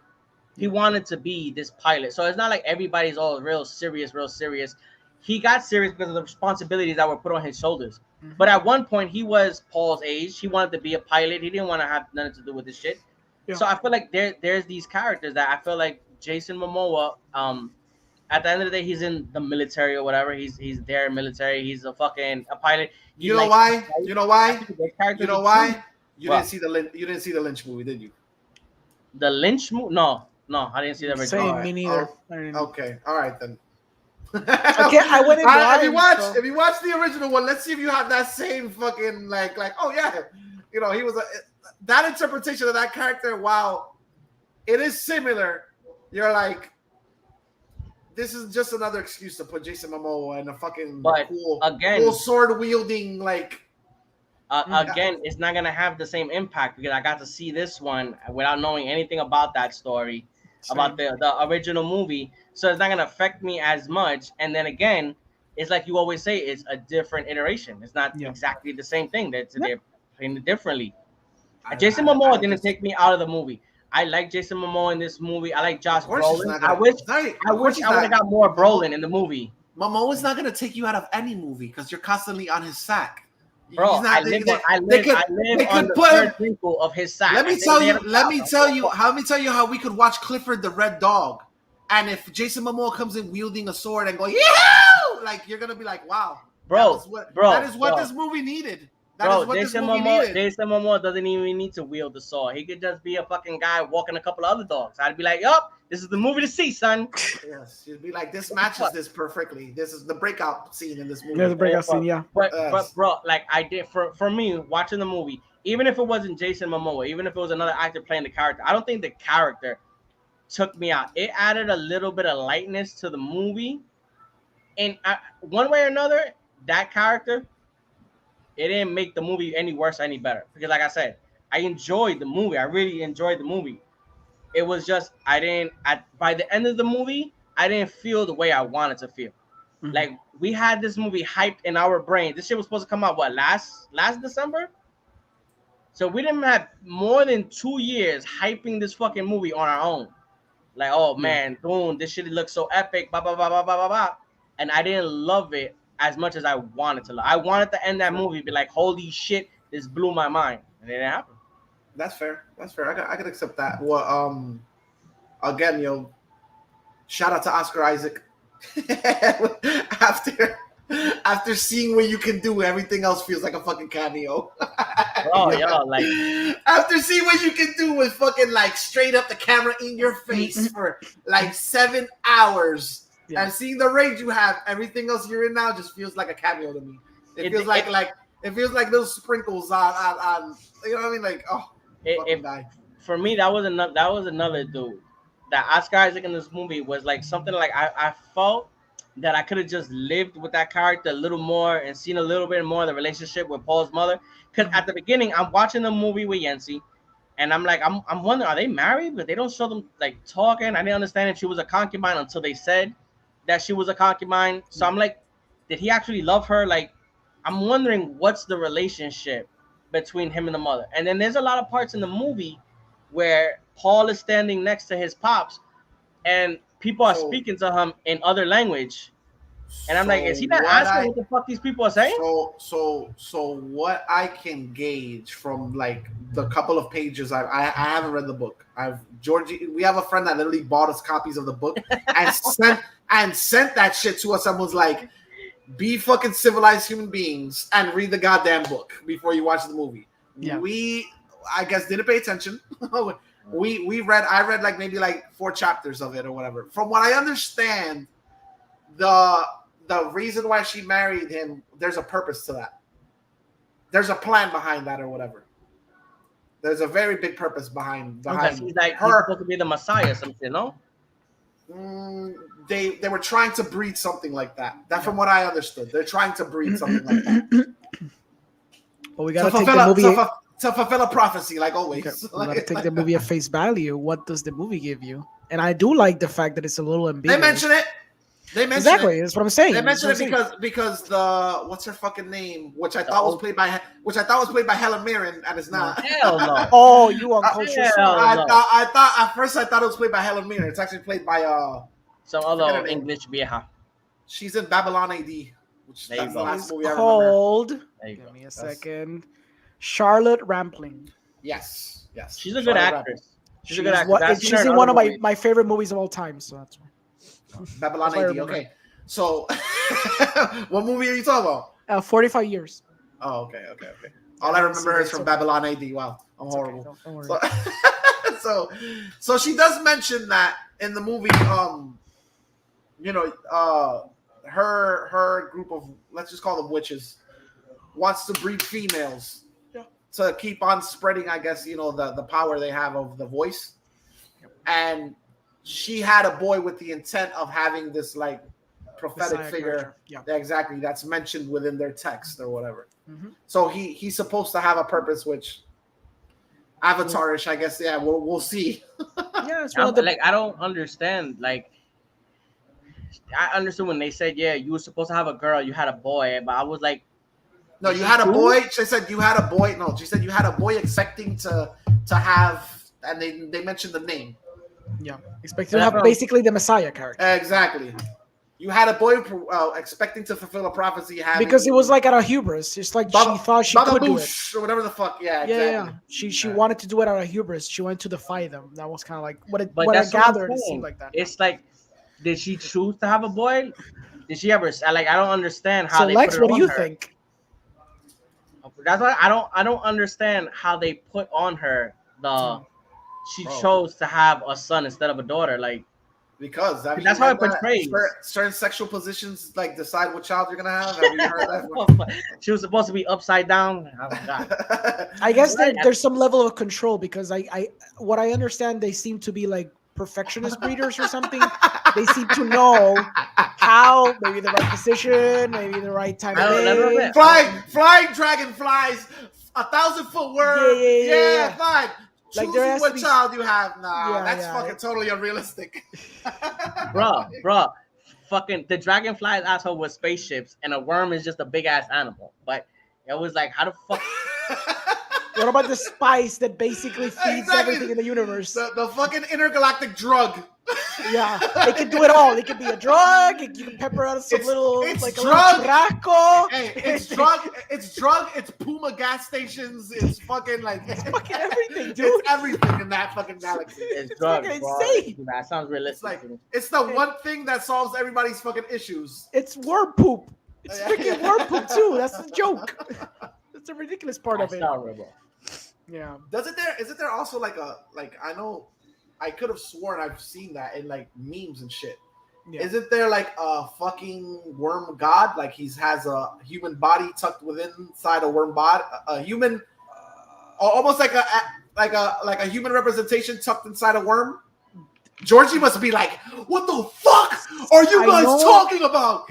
Omar did tell me that in this, I guess, potentially second movie, there is something with a baby worm that Timothy has to do with that worm. I don't remember what it was. Ride? Maybe he has a ride. No, it's not a riding thing. It's like a rite of passage, but it's not riding a worm. It's something with a little baby worm that he has to like. When I say the worm poop, I mean it. It's essentially worm poop. Essentially, it's not really worm poop, but from like a baby worm, he has to extract it, and then the spice he needs to like ingest it or something, and that's how he's gonna have like really wild visions. Swallow the fucking worm. That's how he gets his blue eyes. Like that. It's something crazy like that. That's what Omar told me. Yeah. He's in Mexico, bro. And they gotta swallow the fucking worm at the bottom of the bottle. Yeah, exactly. So something crazy like that. Yeah. Do you think the film though? Do you think the film is a failure? No. As a movie, yes, because it's not a complete narrative. Okay. It is an event. It is an epic. I would. You're funny. I would argue, okay. On any technical level, this movie is phenomenal. So indiscutible. And anyone who says, "Oh, I've seen that before," you're trash. Yes, you've seen that before, but the way it's shown here, it's such an epic scope. Approved. It was fun because I debated Omar because he was like, "Oh, this is so fresh, it's so innovative. I've never seen anything like this before." I'm like, "Wait, stop. What do you mean by that?"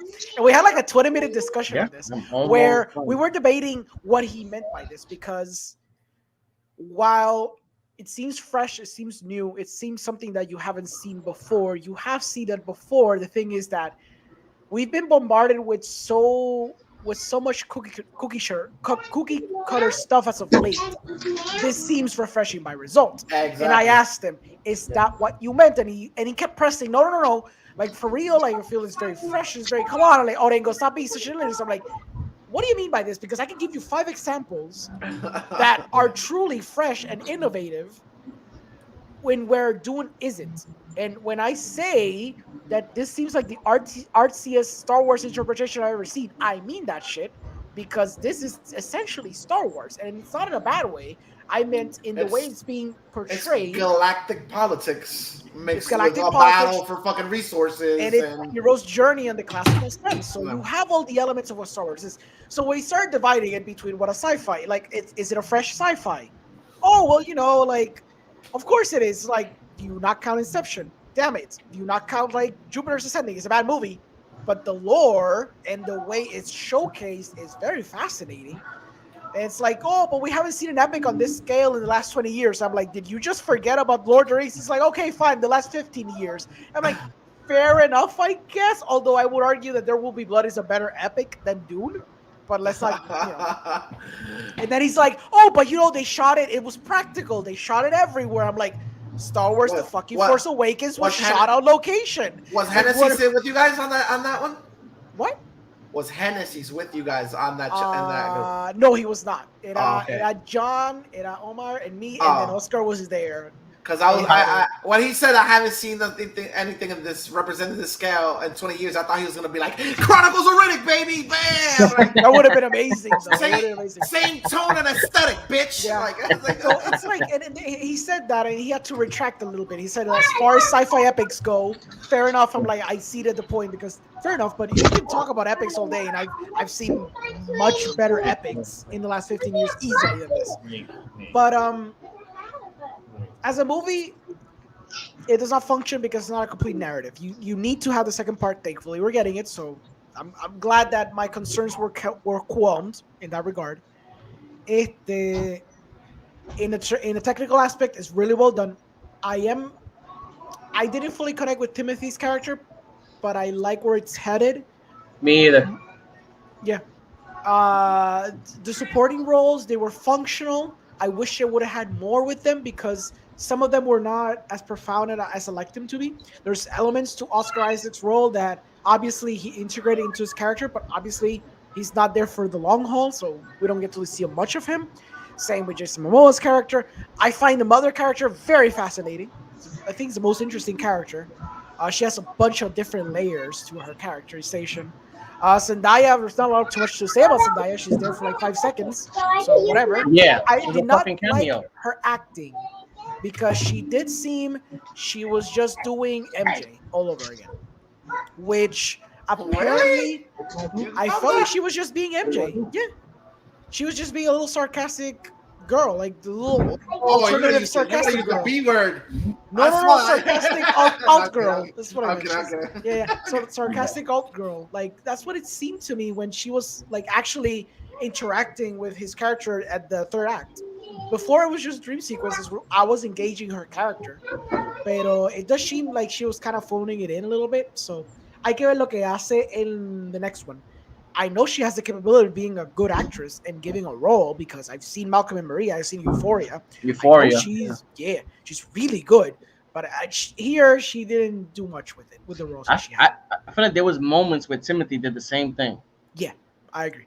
I feel like there was moments like when he finds out that his father died, I felt like it felt so wooden to me. I felt like there wasn't a lot of emotion behind it.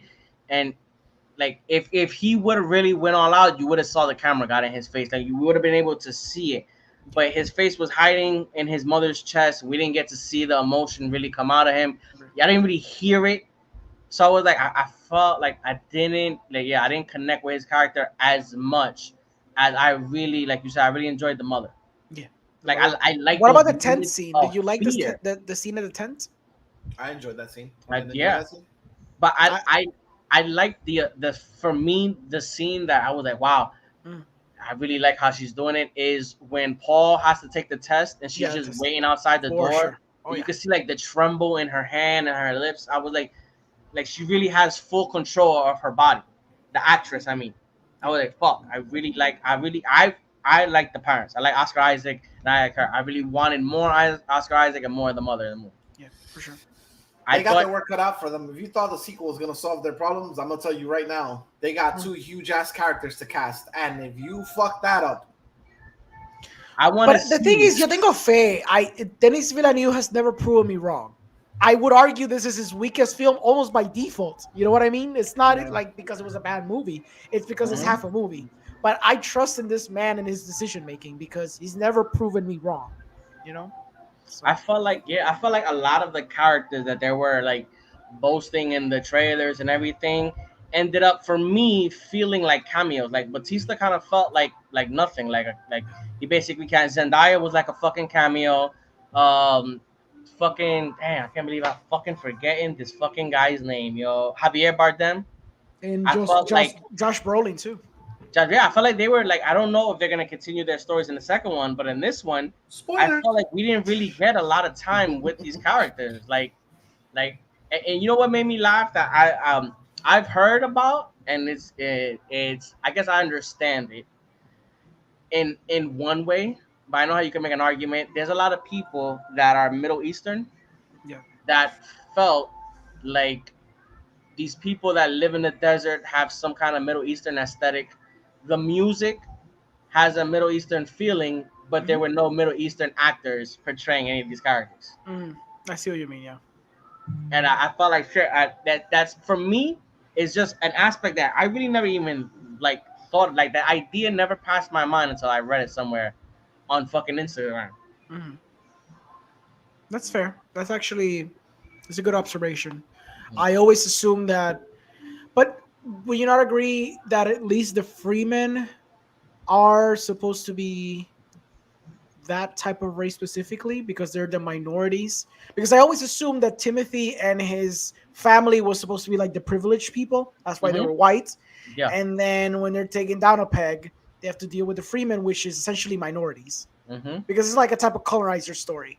So in that, I know that technically they're not Middle Eastern. It's like basically a Latino guy, a black chick, and then just a bunch of side characters that you a lot of biracialness in there. Yeah, exactly. So I also always assume it was like that, but it's true. I guess there's technically no Middle Eastern characters or Middle Eastern actors, of like fame that we know they're in the movie. So you're right. That's a good point. Yeah, I mean, I can understand how you can make both arguments. Like, first off, it's a desert in a fucking planet. It's nowhere near. So you know, there's no Middle East. I know you can make the argument. So like, are the Harkonnens Nazis then? Is that what like? I feel like they were. Is that what we're going for? The low hanging fruit? Harkonnens are just Nazis? On a base level, yeah. Hermans? Yeah. Okay. They look pale for a reason. They You don't have the Nazi symbolism because they Filipino don't want to make it that obvious. But I got a question for you guys. Okay. Last thing I want to touch on this movie. Ooh. Do you think this movie succeeds at either bringing in a new generation for Dune, or do you think it succeeds at tugging on the heartstrings of the originals? Because I don't think the people of the that books? saw well, we could add a third category of the original movie. Like, do you think it pleases the people that do you think it engrosses the people that like the original movie? Yes. Yes? Oh yeah. Yes? Okay. For sure. As far as the people of the book, you think it does that for the people that read the book? Yes. I think I think it does it more for the people of the book than the actual original movie.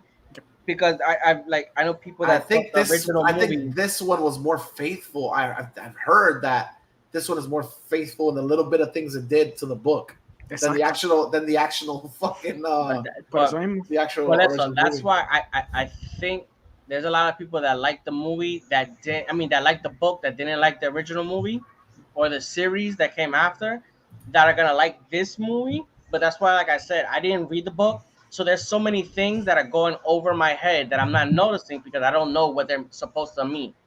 Like the whole rat thing, I didn't know what the fuck was so special about the fucking mouse. Oh, you didn't notice that it kind of used its water from its own body to hydrate itself, kind of like the suits. No, that went right over my fucking head. I'll tell you right now. I was watching it. Maybe if you were able to, appreciate the visual fidelity of the rat on a bigger screen. I'm about to fucking boot you the fuck I'm just saying. Maybe we didn't watch it. Denise meant this for the big screen, my friend. He gives the motherfucking rat a one shot. Bro, it went over his head. The movie, if it's a good fucking movie, I should be able to appreciate it on a fucking cell phone. No. That's what we deal with on a daily basis. That's what we deal with on a daily basis, Orengo. No, man. I should be able to appreciate it on a cell phone.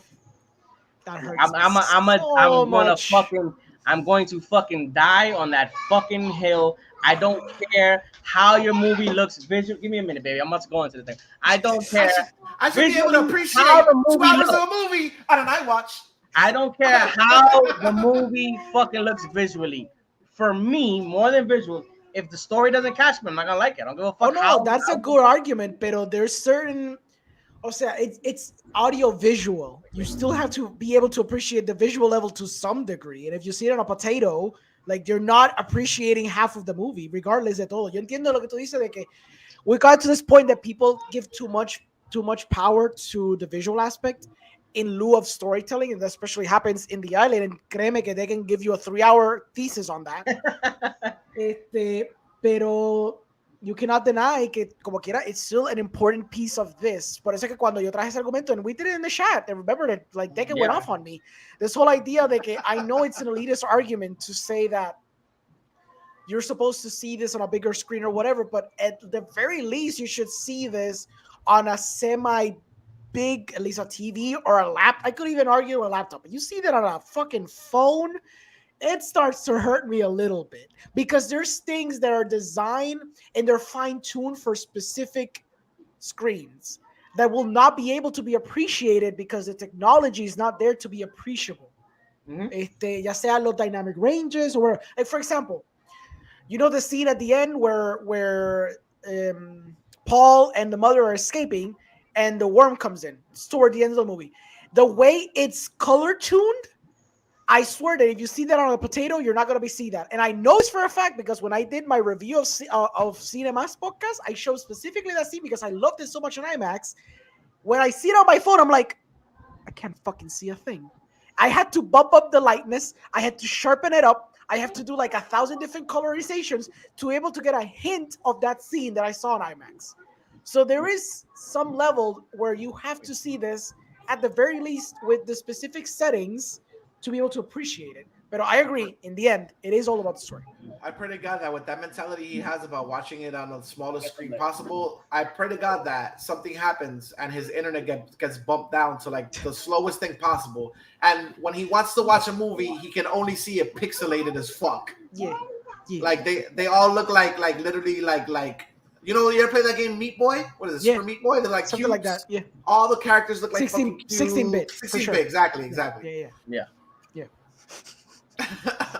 But the argument for me, okay, baby. For me, the argument with that is just is when is it gonna fucking like this movie wasn't meant to see in a regular fucking screen. It was meant to see in a fucking IMAX screen. That's wonderful. And then that's just shitting on then all the screens that we fucking grew up watching. When in fucking 10 to 15 years, when they have something bigger than IMAX, is that what they're gonna say? Oh, IMAX ain't shit. Don't watch IMAX. Watch this screen now. I agree with your assessment of being a marketing ploy. I get that. But the argument would be that back then when they put out films, your dumbass wasn't supposed to go to the fucking Asian person on the corner and buy it on VHS with somebody recording it on a fucking video camera. You were supposed to get your ass to the fucking theater and watch it in the theater. Because it was meant for a theater. It wasn't meant for Jimmy on the block to sell you a VHS copy of somebody with their fucking camera at a movie theater. It was okay. I saw it on the same fucking resolution that fucking HBO Max put out. It was okay. No, you did not. If you don't have a fucking 4K TV, then they're gonna release that shit on 1080. So I saw it on 1080. I was okay. I was A-okay seeing it. Okay, fair enough. Fucking guy's gonna be the death of the industry. Well, question, Lex, are you gonna see Matrix on HBO or on the big screen? I'm gonna see that in the movie theaters because it falls on my birthday, and I'll just have that. I have the tradition that usually for the past years Star Wars falls on my birthday, so I go see it. Okay. I'm going to see Matrix. Not even gonna acknowledge the hypocrisy there. Like I think the viewers can see it. I think the viewers can see it for themselves. The levels of hypocrisy emanating from this man. Let me Go ahead. We'll let you defend yourself. They're breaking it like this. Hipocretómetro, like No, I'll tell you like this. If the Matrix like Dune comes out a week before, I'm gonna download it and watch it in my house anyway. It just so happens that it falls on my fucking birthday, so I'm gonna go to see the movie. But if the Matrix were to fall, confiable, my birthday. No. That's why I'm saying. That's why if the Matrix comes out, if it leaks a week ahead, I'm seeing it on my TV. I'm letting you know right now. I'm gonna download it and I'm gonna see it on my TV. I'll say this: what if Dune was the one that fell on your birthday? I was just about to say, I was like, okay. I will Twitter, I will DM Dennis Villeneuve or whatever, and I'll tell him, please put it out on Nick's birthday. Your next movie. If Dune didn't leak, I would have seen it the day it fucking came out, probably on HBO Max. If Dune came out on my birthday, I probably would have saw it in the movie theaters. Okay. So then it has nothing to do with what these movies were meant for. It just has to do with your fucking need to do something on his birthday. Exactly. His own entertainment. You are correct. Yes. If the Matrix came out today, if the Matrix leaked tonight, I would be watching it tonight on my fucking TV. I'm letting you know right now. I don't even know. And Migs, Orengo is one case, but Migs, motherfucker, you don't know me more than 10 years. I don't even know why you surprised about this shit. I think because I think people have a right to change for the better, and you know what I'm saying. I believe that as we grow older, we tend to see things on a different scale. You know what I'm saying? I see what you did. I see what you did. Flip it back again. I got a fucking 65-inch 4K TV. I'm okay with my shit. I'm all right.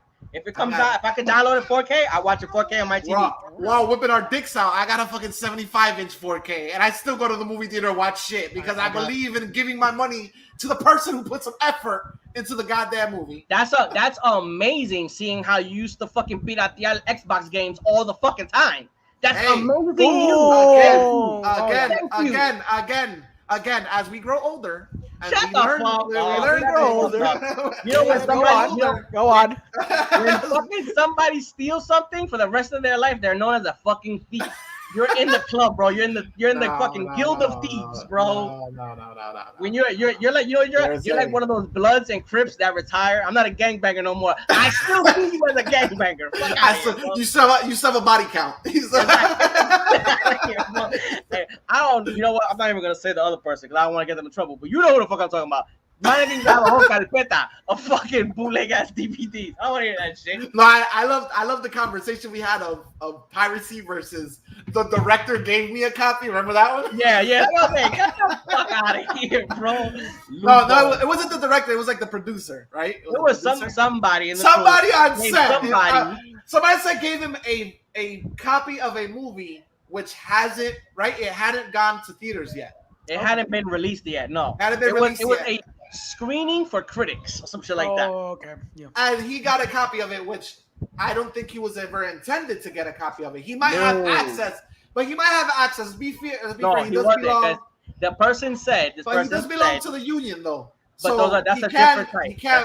They don't have the same. Bro, anybody that's in the union doesn't get pre-screeners for all these fucking movies. But he's written and directed before. Bro, but you're not a.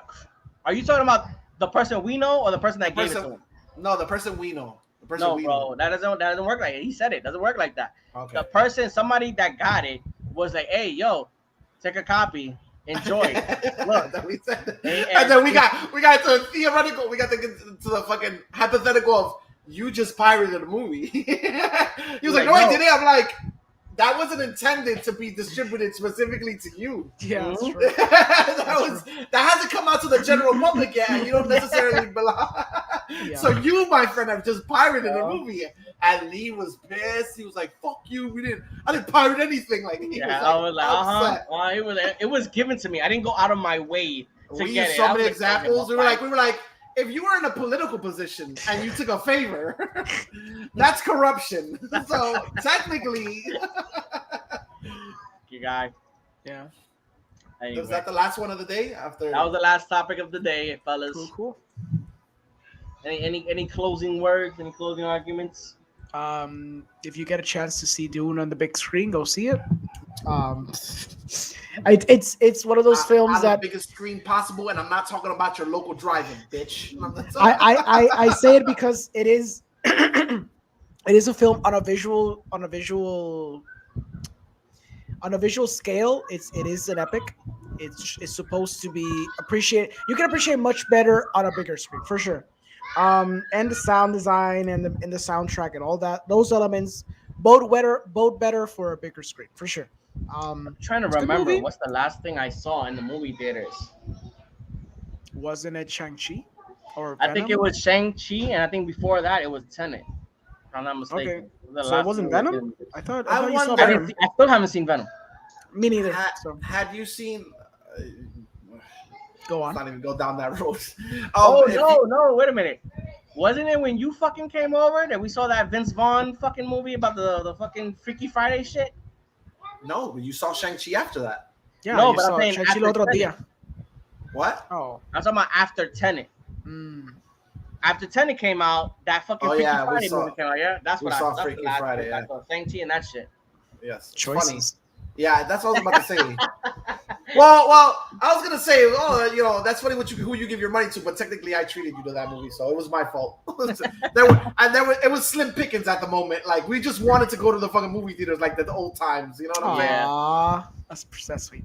Nostalgia. Beautiful. What we got this November? Ghostbusters we gonna go see? I don't know. Oh, Hopefully we that's a can good go one. see Ghostbusters. Hopefully. Ghostbusters are a good one. He's coming down, so we're gonna go to Maya Ware, pick you up at your house. Sure. We're No gonna kidnap you. And we're gonna go We can- He says sure, and then he's gonna be like, we're gonna ring his doorbell. He's gonna be like, I mean, yeah, sure. he's gonna tell his girl, turn off the lights, don't answer, don't do anything. Just, don't no those two sudden weirdos moves. right there. No sudden moves. I seen his girl. She knows me as the loudmouth. I'm gonna be like, Fabiola! That's true. Tell her I'm gonna come That's the true. fuck downstairs. That's true. Oh my god. We had a whole debacle of why there's no black people in Moulin Rouge. But That's another true. topic. Oh lord. Anyways, what I said about the driving is bullshit. Go to any movie theater you can go. Give money to the local movie theaters or whatever. I know everybody's gonna be like, most preferably don't give it to the big chains. It's your money. Give it to whoever the hell you want. Support your local movie theater, honestly. Like, please, ladies and gents. It's a dying dinosaur. We need to squeeze all the life we can out of them before we wave goodbye to them. Go see Lamb. Go see Lamb in the movie theater. Yeah, is that what you're gonna say? Yeah, go see Lamb in the movie theater, and then maybe we can have a fucking theological discussion about that too. Which, by the way, what? You just saw it? No, You saw it, didn't you? Forget about it. No, forget You about saw it. No, time out. We're not ending this podcast here. What Oh, were you shit. gonna say? No. What were you gonna say? Yeah, I didn't see it. Hurry up! I gotta go. I feel like he saw did. it. He saw it. He did, saw it. right? He He did saw see it. it. He did see it. He did see it. He saw it Right. pirateado because it's out of video on demand, and I goddamn for sure. I know for sure he didn't give a single penny towards that movie. I know for a goddamn fact that he didn't give a single penny towards watching that movie. Oh, I can put my genitals on a meat cleaver that he did not. Go. All right, baby, I'm going now. Watch that movie. All right, everybody, we ending it here. It was another great episode of the After School Club. We are officially back, so expect an episode on Wednesday night at 8. Then next Sunday we'll be back with the After School Club again, 1 o'clock. Remember, everybody, we're no longer on Facebook, so we'll be going live through YouTube and Twitch. But you'll be able to repeat this episode in smaller segments on Facebook during the week. I'm Lex. Guys, let everybody know where they can find you so we can forget. You can find me next week in Bridgeport. It's the only place I hang out. It can't rain all the time. I just had to throw that in there. So This is the moment. To get the guitar out. Yeah. Anyway, you can find me next week in Bridgeport, guys. That's the only place I hang out at. That's the only place I like to conversate with such gentlemen as this douche next to me and this fine gentleman down there. You can find me here at Exterior Bridgeport 2. You can find me in Movie Guy. You can find me in Cinema Podcast. At Subtitles Required, which finally I recorded some episodes with John, so those are coming up soon. And Daddy, so I'm just gonna end it right now. What's the next one? Cinemas. I started making the list today. I have a couple. I have a list. You want me to tell you the list real quick? I haven't set up my hosts or anything yet. I want to talk about Titan. I want to see Lamb and see if I dig it enough to do a podcast on it. I want to do Rory Night. I want to do Pig, and I want to do The Power of Dog. If you don't at least dedicate 10 minutes to Lamb on your podcast, I think I'm gonna pluck out my fucking eyeballs. Sure. Please. Oh, I gotta structure it because that's the ideas of the movies I want to talk about. Yeah. I had a conversation with one of my friends, and basically he was like, "You read too much into it, Miguel. you read way too much into it. You really did." Right, on November 13th, we're gonna have an episode of Cine Nerds. Where we're gonna talk about Prisoners, Ooh. and we're gonna have a special guest on the show. I can't believe I forgot his last name. His name is Gilberto. He's from the Writers Gilberto. Gang. He just won an award in Lusca Film Festival, so that's what we're gonna have on the episode. Great. Awesome. All right, guys. So until next time, it's deuces, and we see you guys on Wednesday. He fucked up the outro, I think.